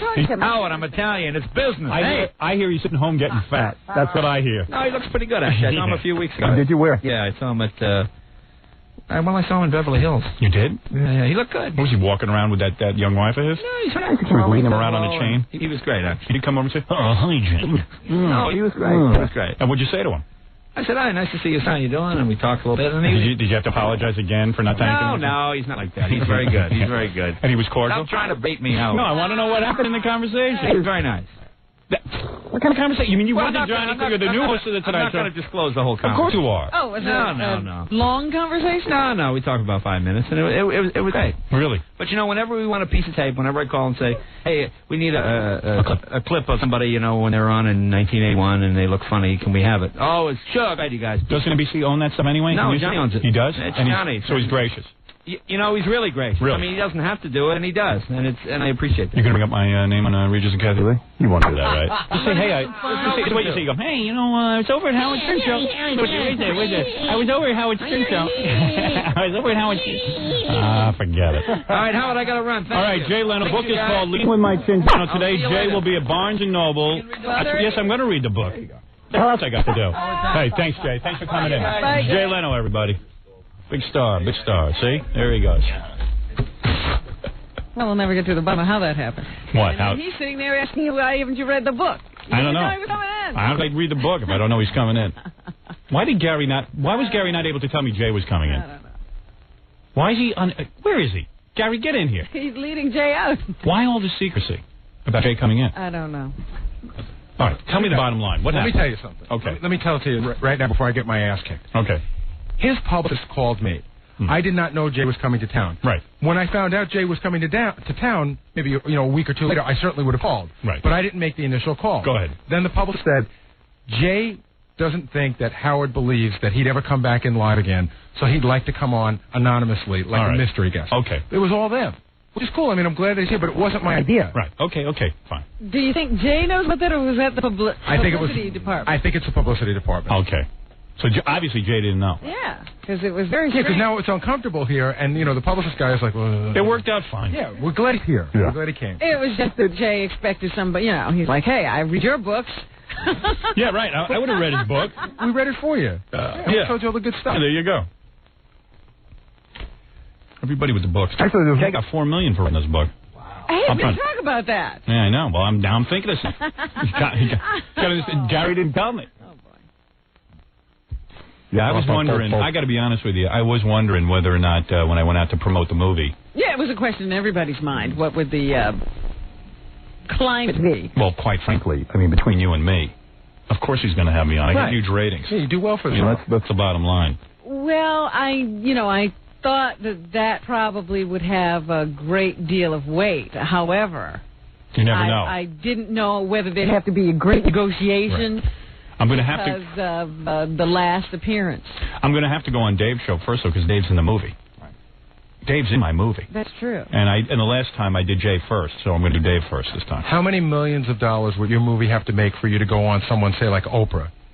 I would go on Oprah. No, you would go screw on. uptight. You would go on, but she would. Oprah doesn't necessarily have anybody on that she doesn't want to. Yeah, Oprah's like. There's no pressuring Oprah anymore. Yeah, that's true. I mean, do I think it would be interesting television? Yes.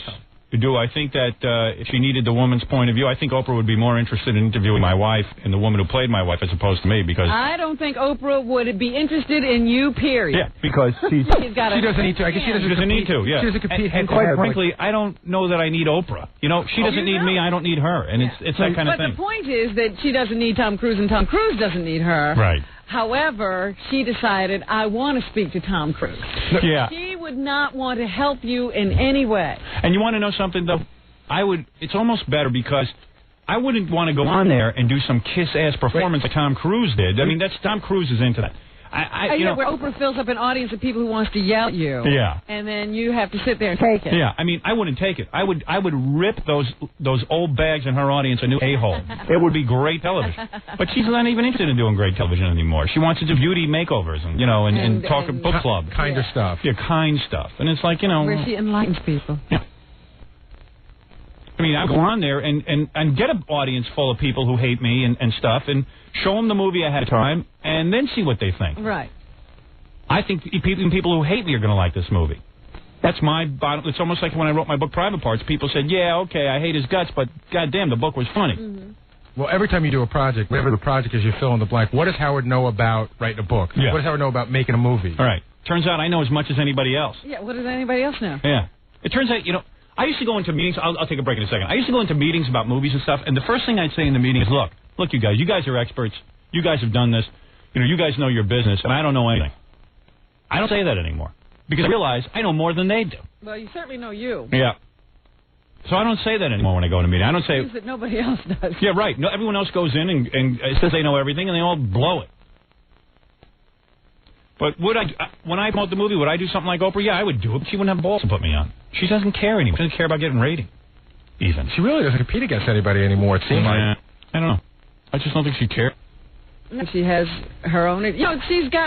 she's Miss Power now. Yeah. And she decides where she'll use her power. Yeah. It's not about just doing a show. Yeah, right. Yeah. It's about, like, influencing. Yeah. And all that. It's like, what am I going to do?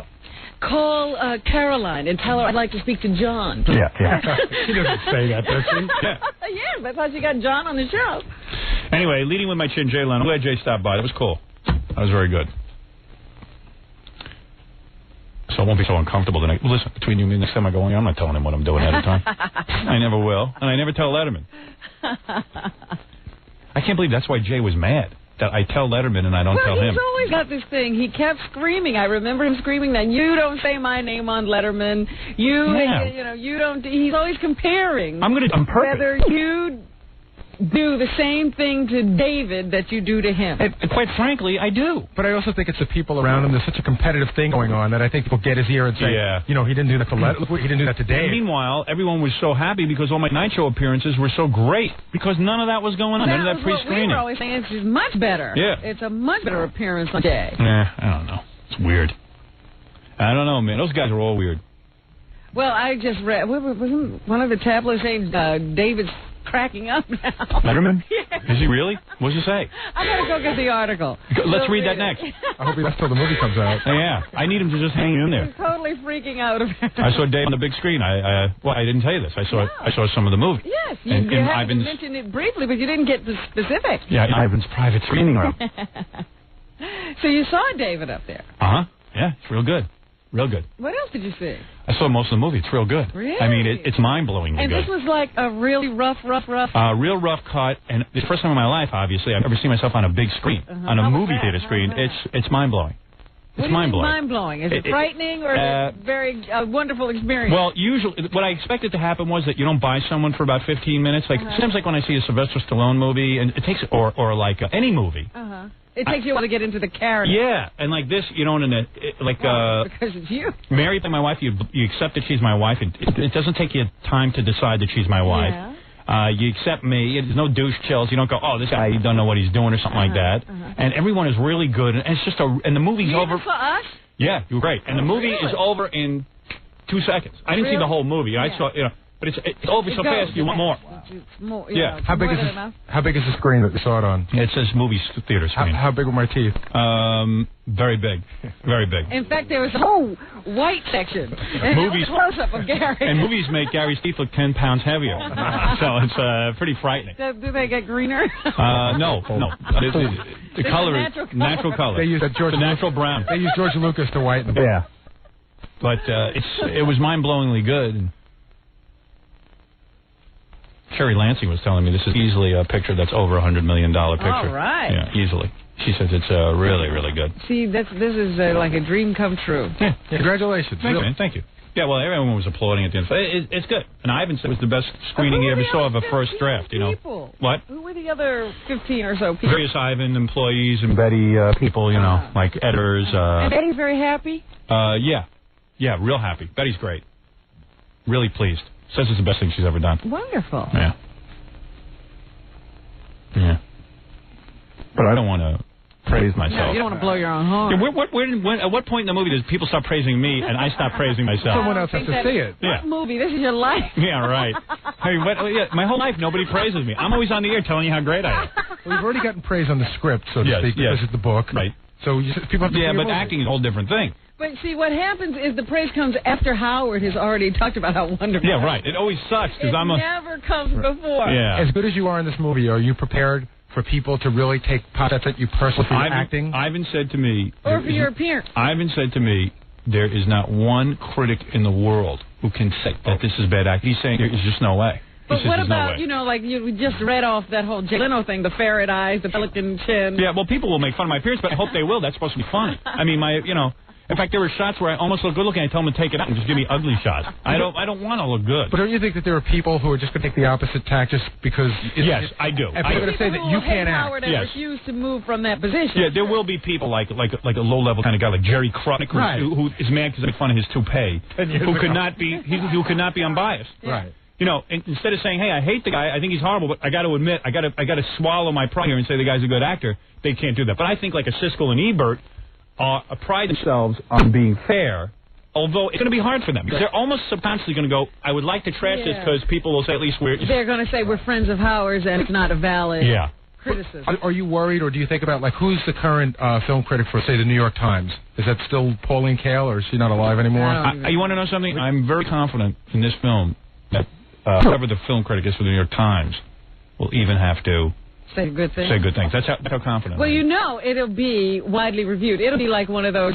It'll be like a Steven Spielberg film. Yeah. Nobody can ignore it. It will be the cover of the movie section that weekend and all that, and everybody will have that as an upfront review, and the stars will be all over the place. Yes, everyone agreed that this will be one of the most anticipated films of the century. When you pick up the USA Today on the weekend that it comes out, it'll be right there on the front page of the paper how many stars you got. There'll be no hiding from the review. It'll be on the cover. It'll be on the bottom of the Daily News. Right. But like when Private Parts came out, the book, and suddenly they were all good reviews, that was pretty mind-blowing. But I have the same feeling about this.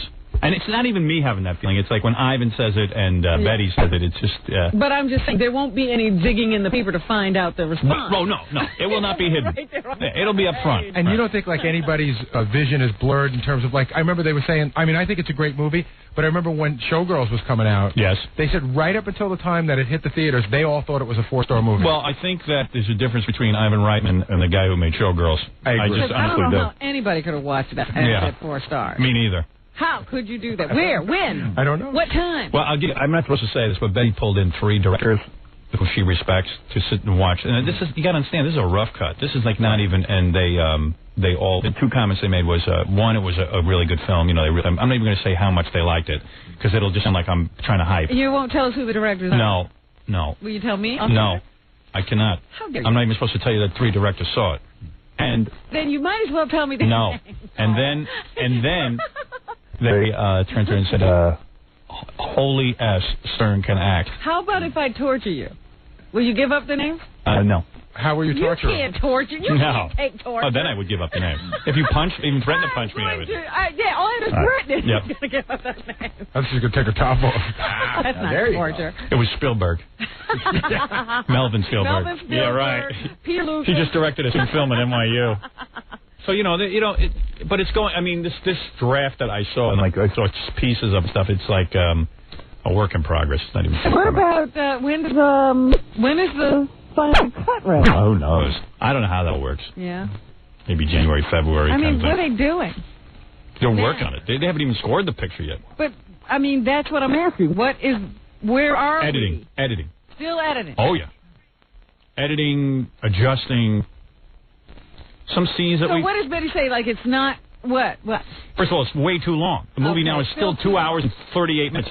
What I saw, 45 minutes still have to come out. I can't believe. See, I didn't know that. Because everything in it is a gem. They said even funny stuff has to come out. I'm like, what? Yeah, well, of course. Yeah, that sucks. But they don't think the audience can handle it. How about making 2 movies out of this one? I think they should. Like Back to the Future. 1 and 2. There's certainly enough stuff there for 2 movies. What do I know? Why let that funny stuff waste away? Yeah. There's a lot of good performances. I'm not going to sit here and tell you all about it because it's way too early. People are already ready for this movie. Yeah, I know. But suffice to say, it was pretty freaky. Because there's nothing watching the movies now. Yeah. It was pretty freaky seeing it on a big screen. I bet. Yeah, it was exciting. I don't think I ever will. Oh, you'll see it. No, I won't. You'll be at the premiere. You're going to like it. You'll be happy. I'm going to watch really? I'm going to do it like the big stars do it. I'm going to sneak into the back of public theater and just see how the audience reacts to it. Yeah, I'm going to do that, too. So they know where they're in the back. All right. As the friend said, we got to take commercial break. All right. Let's take a break. We'll be back right after these words. You're listening to The Howard Stern Show. You're listening to The Howard Stern Show. It's Hey now.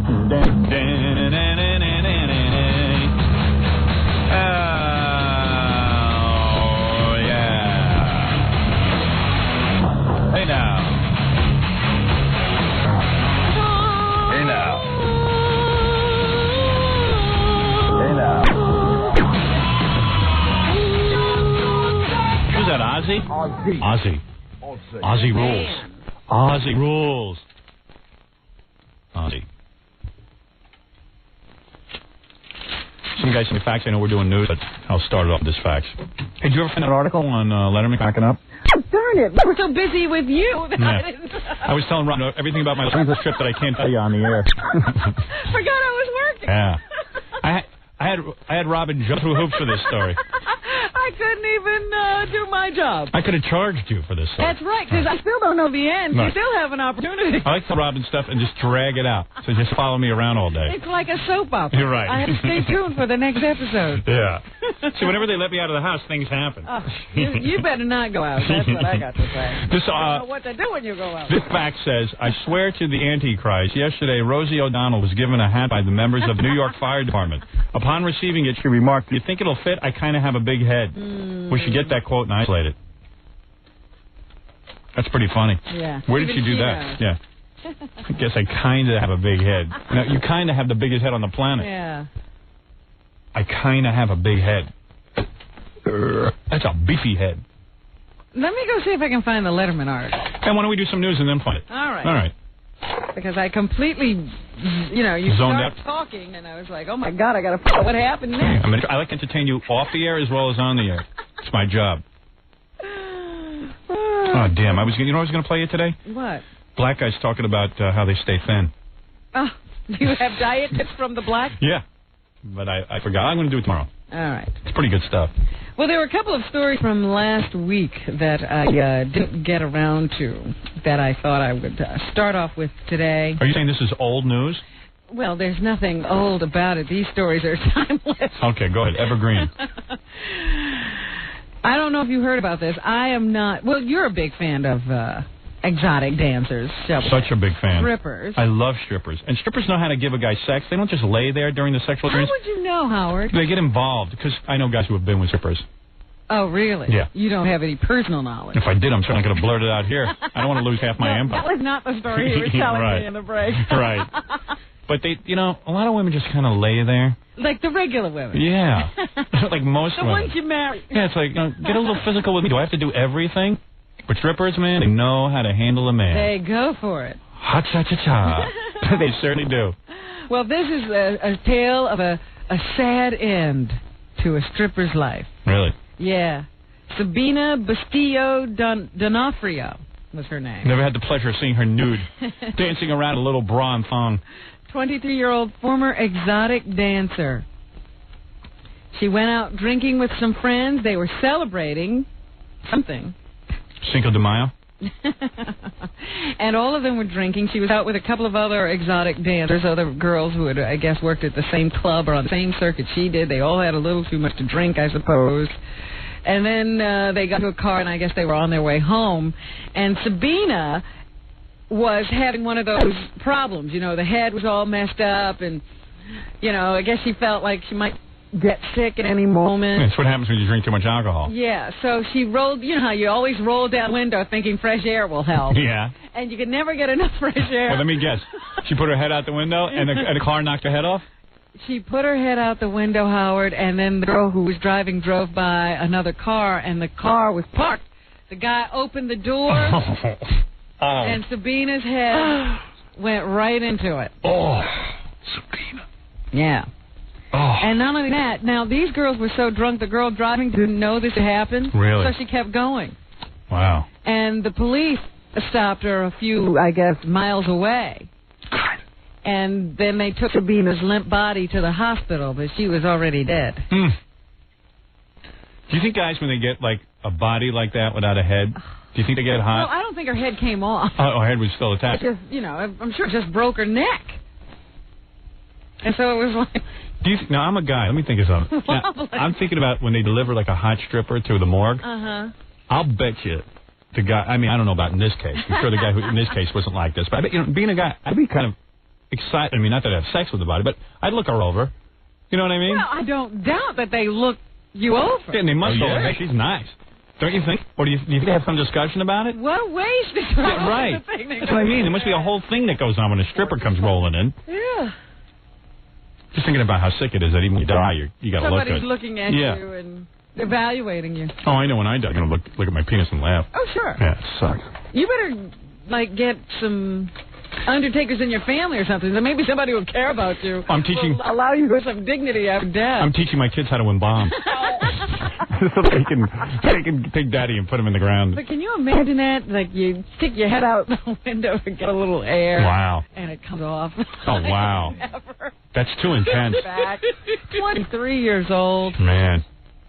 Fred's always sticking his head out the window like a dog, and I always have to pull him back in. Well, you know, that's one of those things your parents always say, don't put your arms out the window. Yeah. Oh, and you never believe anything like this is going to happen. Wow. But, yeah, that's it. Her head hit that parked car, the door of that parked car, and that was it. Wow. I need air. Woman has now been charged with a whole mess of offenses.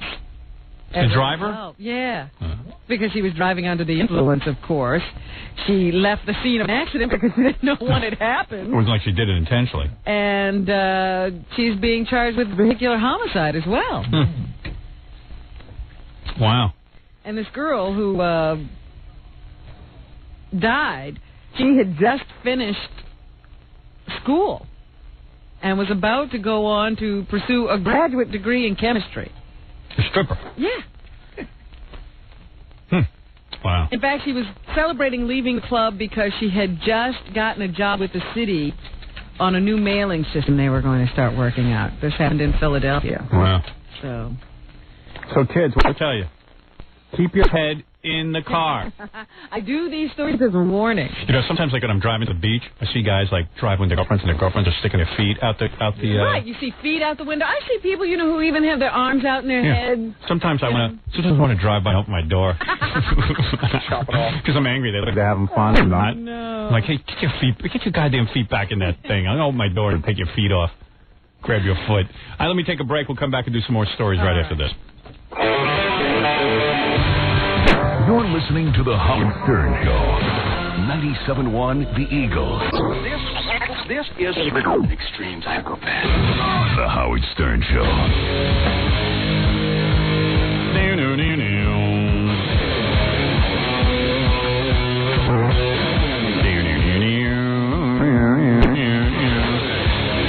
So, anyway, we're doing the news. And Robin found this Letterman Cracks Up article. You know, it's really weird. I used to love reading these articles from the Inquirer and stuff, but ever since the Globe totally fabricated a story about me that I go to this place because I'm losing my hair, which is the one thing in life I'm not, I've kind of lost faith in the tabloids because I always thought there would be a grain of truth. I mean, that was total fabrication. I went to this place to get my hair conditioned. That's not total fabrication. You do go to this place. Yeah, that's about it. That was about the only thing that wasn't fabricated. I don't know. So there's got to be a germ of truth in these stories, too. Let's see. Letterman cracks up. David Letterman is cracking up under the strain of chasing his late-night rival, Jay Leno, in the ratings war. All right. Now, what evidence do we have to support that? The pressure has left Letterman with a host of bizarre obsessions and superstitions, sources say, and caused the high-strung star to torture himself and staffers in frustration.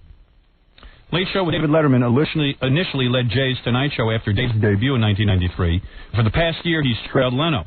And on so far, that's true. Yep. And on some nights, he even slipped behind both Jay and Nightline. Shaken by the downturn, the $14 million a year host has an assistant cut his food into bite-sized pieces and insists that his favorite pre-show snack, pineapple, be cut exactly the same way every night. Dave's lunch is always pasta, day in and day out. And he says he can't lose time cutting his own food and insiding his clothes. He's a busy man. Plus, the assistant must cut Dave's pineapple into pieces exactly 1 inch square. If the pineapple chunks aren't exactly the right shape, he demands that the assistant start over with a new pineapple. I got to ask him about this. He forbids anyone to look at him as he walks through the hallway to the stage to begin the show. I believe that one. I don't know about the pineapple, but... I don't even believe he goes into the hallway. Unless he's become obsessed. No, he has to, because I've been back there. He has to walk through the hallway. Oh, he does? Yeah, he has to get back and forth to the stage area.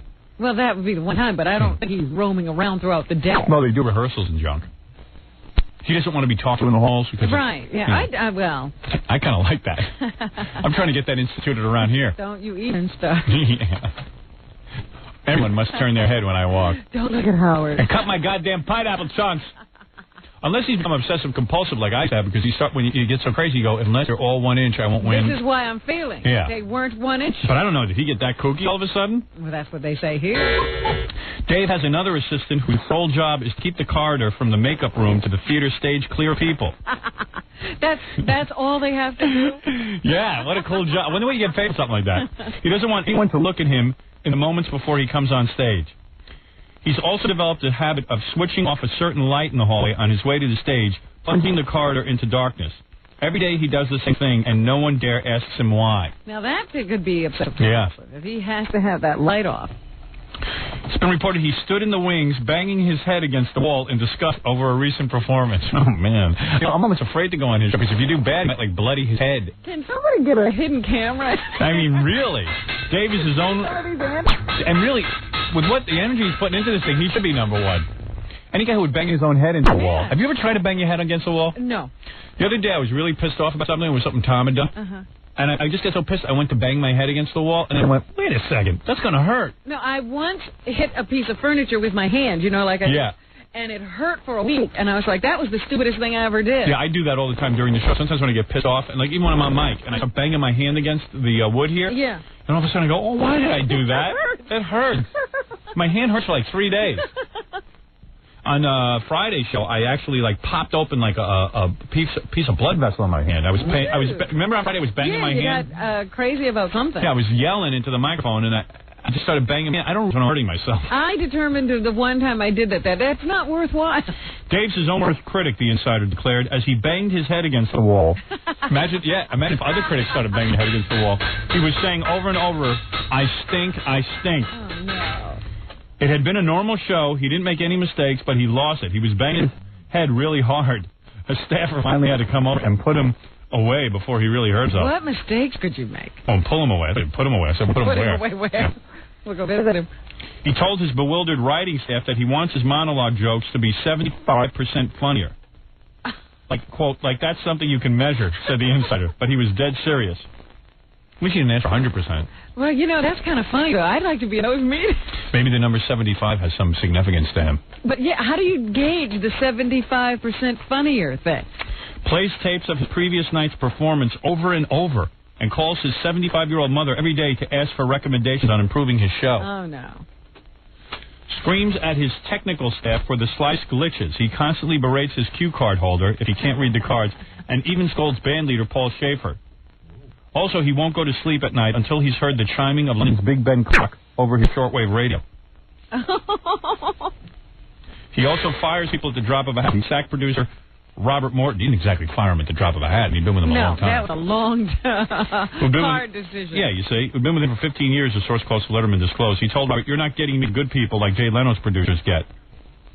But that's because Jay often goes on the phone and personally invites celebs on his show. When it was suggested that Dave occasionally do that, he screamed, that's why I pay you, lazy pinheads. I like that. I like that. Pinheads? Yeah. The insider added, Dave's co-workers are afraid that he'll become completely unglued and have some kind of breakdown. Oh. If he doesn't loosen up, he's going to go completely crazy. Wow. That's pretty funny. Wow. Think any of that's true? Have you seen him lose it at any time? No. Wow. I mean, I've seen him, like, he's called me and said stuff like that. No, I meant when you were on the show. Did you see him yelling at anybody? Never. Or having an attack? The only time I ever saw him yell at someone was at me. It was when I made fun of his girlfriend on the air that morning, and he screamed at me for over a half hour during the show. But other than that, no. He does do that. No, I've seen him be in total control. And when he did the film, he was perfectly gentlemanly-like or whatever. Well, I didn't know whether he was joking or not. But the night I did the show, he did sort of freak out. What happened? He had messed up the intros for both me and Dana Carvey. Go ahead. And so after they finished the taping, he took a knife and slit his own throat. No, they told him, Dave, don't go anywhere yet. And, you know, they had to restage this whole entrance thing for, I guess, me and Dana. They had to redo both intros and have us walk out again, and they put it down on videotape. He screwed him up that bit, or was the technical people not, like, following you? I don't know. All I know is that this had to be redone, so we all had to stay there. Did you sense that at the time that he had messed up your introduction? Well, he did. He fluffed the cue cards. But let me ask you something. Was it that bad that they had to do it over? I don't remember it. I just remember now that they decided to do it over. Did he throw a tantrum? And the second time he did it, he messed up reading the cue cards again. Uh-oh. So How did he mess it up? You remember what he said wrong? No. You know, it was just like one of those things, a word or two. And wouldn't it be, like, kind of fun in the show if he messed it up? Sure, you recover, you make something out of it. What is the pop-up, Louis? Well, you know, the whole staff is out there, and they're saying now, you're saying this is in the Globe, and, you know, maybe it's believable, maybe it's not, but the guys were making up this whole list about you, and I'm going to read off this list, but, like, you can't comment on it. I don't know what you're talking about. About, like, these idiosyncrasies that Dave has. Right. Like the same thing about you, and imagine if we read this about you, but, like, you couldn't comment on these. All right, so you're saying that you had staff all right Well, everyone just came to me and said, well, Howard does this and Howard does that. Okay, go ahead. But you can't comment, like, don't explain it. Imagine if we're just reading this about you. Okay, go ahead. He has to have his potatoes cut in a certain fashion, scar-like with 8 cuts across. Oh, wait a second. Can I say something? Yeah. I've never asked him to cut them into 8s. He does that. Okay. But I've never asked him to do that. But now it's become, you have to have that. That's why he, But I'm saying that the Globe suffering from the same kind of... I just said to him, when you bake a potato, you got to cut it open. I tried to explain so that to it cooks fast. So you're explaining it now. Yeah. Imagine just reading this article. All right. You can't carry his water or any beverage by the top. If it is, he won't drink it. That's true. All forks and knives have to be carried by the handle. When he goes to the bathroom, someone has to watch the door to make sure no one else goes in. Well, these are reasonable. Yeah, I understand all that. Yeah, but I know, you read it in the article. Right. The people that prepare his food at the deli, they cannot know that they're preparing it for Howard. He measures all his food. He even counts his almonds one at a time. Yeah, right. That's true. He berates his staff, yells at them in front of people. Right. He can't go to sleep till he masturbates. But is he cracking up because of reading? Yeah. And one time, his makeup guy used his razor and started throwing away the razor part. He threw out the entire razor. Oh, Ralph told you that. Yeah. Ralph's over my house the other day, and I was shaving, and he goes, no. He goes, you should shave this thing like this. So he takes the razor. And he used it on himself. Yeah. So he says, can I use this on myself? I said, yeah, I'm going to throw out the blade after you use it. Fine. So then I'm thinking about it. I threw out the blade, and I said, you know what? I'm going to throw out the whole goddamn handle, too. I don't want to shave with anything that was on Ralph's face. There could be blood on it. Yeah, I got to be honest with you. I'm germphobic. But, I mean, if you read that list in a magazine and it wasn't about you, you'd think it was odd without explanation. That is true. That is true. So, there you go. And there are two. Yeah. But let me get back to this. So they tried redoing it once, and he messed it up. Yeah. And then they said, Dave, we have to do it. And he threw such a tantrum. What did he do? He just started screaming and saying, I'm leaving, and I'm not going to do this anymore. What's wrong with you people? Is it really that bad? No. And Rob Burnett. Yeah. We're looking at him like, well, should we stay or should we? But Letterman did it, right? And Rob was like, he'd had that look on his face like, I know I have to go in there and tell him to do it again. But he looked like he was walking to death row. Right. That he had to come in and say, Dave, you have to do it again. And Dave threw down his pencils and, put his head on the desk and flailed around. Really? And the audience was still sitting Wow. there. Oh, wow. We were sitting there. Did Dave say anything after his tantrum? And he did it again, didn't he? Dana and I started to talk to each other. It was really uncomfortable. And we were like, I thought this was supposed to be fun. Did Dave apologize to you? No. Did Dave but in fact, he do it again? He did. He did it until they told him it was time to stop. I kind of understand it. But he was out of his mind. Yeah, you've seen me do that a million times, all right? Well, true, but you've been working since 4 o'clock in the morning, right. And it's usually 6 o'clock at night when you do that. Yeah. I throw a tantrum and go, I'm not doing it again, and then I always end up doing it again anyway. Right. But I have to go through this whole thing where I go, I'm not doing it again, that's it. Yeah, I'm trying to think if it's that, because it really was obvious that nobody wanted to deal with David. Yeah, right. Well, he's unbearable. Yeah? They were like, why can't you just do this? Why do you have to make it so uncomfortable? This was a guy, you were an intern at Letterman's? Yeah. What's your story? I got stories. I'm not, first of all, the thing about 1 inch cubes of the pineapple. Yeah. I don't know about if it had to be 1 inch, but it had to be in cubes. Yeah, but that's cool. They got much bite-sized pieces. Okay, wait a second. I'll tell you a story that you'll find. This is crazy. Once a staff member, because I'm an intern, I just do what I'm told. Right. Tells me, go get us Perrier. So now Dave's got not like a kitchen, but he's got a little small stove and a little refrigerator by his office. So they tell me, go up to Dave's area and bring us 2 cases of Perrier. So, I just do what I'm told. I went upstairs, pick up the Perrier. I come downstairs, and someone sees me carrying it. What are you doing? I said, I'm bringing Perrier downstairs to the right. What? That's Dave's Perrier. I said, how'd you know it's Dave's Perrier? She says, don't you see the size of the bottle? That's the perfect size Dave needs to drink for the show. And I said, what do you mean it's the perfect size he needs to drink? Don't you see the size of the bottle? He drinks exactly that much Perrier. Put it back right out. The writers make $90,000 a year. They could buy their own damn Perrier. And I got bawled out. Really? You can't use Dave's Perrier? Yeah. Okay. Second of all, you know what? I like it over there. I wish my staff was a little more protective. A lot of times, by the way. Isn't it weird how, like, when you get famous, all this weird stuff starts happening? Right. Like Dave's Perrier. Probably everybody has their little things. Well, a lot of times, like when there were too many fans outside, we would stand outside to help him go in or whatever. Yeah. And he likes to ride the freight elevator. When he calls, the freight elevator waits for him, and the guy, he likes to drive it. He drives it up to the floor and would let people off. Only staff. Yeah, Dave runs the freight elevator. Yeah, only staff. Does he have a choo-choo train too? No, I don't mean like deliveries. He just no, I hear you. He likes to. When he's in it, he likes to be in control. Right, but I would say, how you doing, Dave? How was your weekend? He wouldn't even look at me, man. I'm telling you, he just go, fine. He wouldn't even look at you. And I remember once a show went really badly, and everybody came running up. Hurry up, clear the hallway, Dave is coming up. And everybody ran to their office. I'm not lying to you. And once, can I tell a Morty story?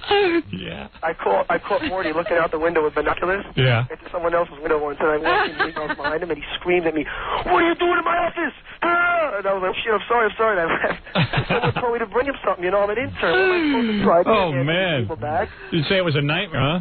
Well, also, his intern used to come down, because she had a big chest, used to come down and cry because she said that he would talk to her and just stare right at her breasts. Come on. I'm not lying. Oh, man. What is it? I don't know what they do to those interns there, but I do remember when we were at NBC, and he was at NBC. Remember the commissary? Yeah. I remember the ladies that worked there. Remember how, like, nice they were? Right. They didn't care who you were. There was this kid that used to come down every day, and there would be a long line. And the kid looked like he was going to have a heart attack, and he would yell to everyone on line, I've got to get in front of the line. This is Dave's lunch. I've got to be on the front of the line. The lady would go, I don't give a crap whose lunch it is.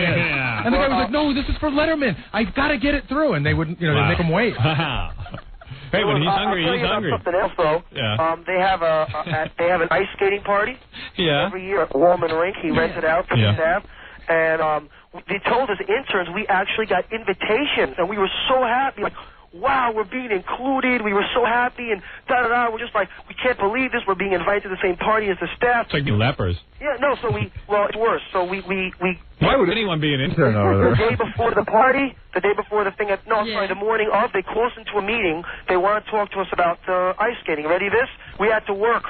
We had to sit at the desk and make sure that everybody coming in had invites and so on and so forth and patrols. No, they put you to work. You believe this? Yeah, I believe it. We're so happy that Sounds we were good to me. invited.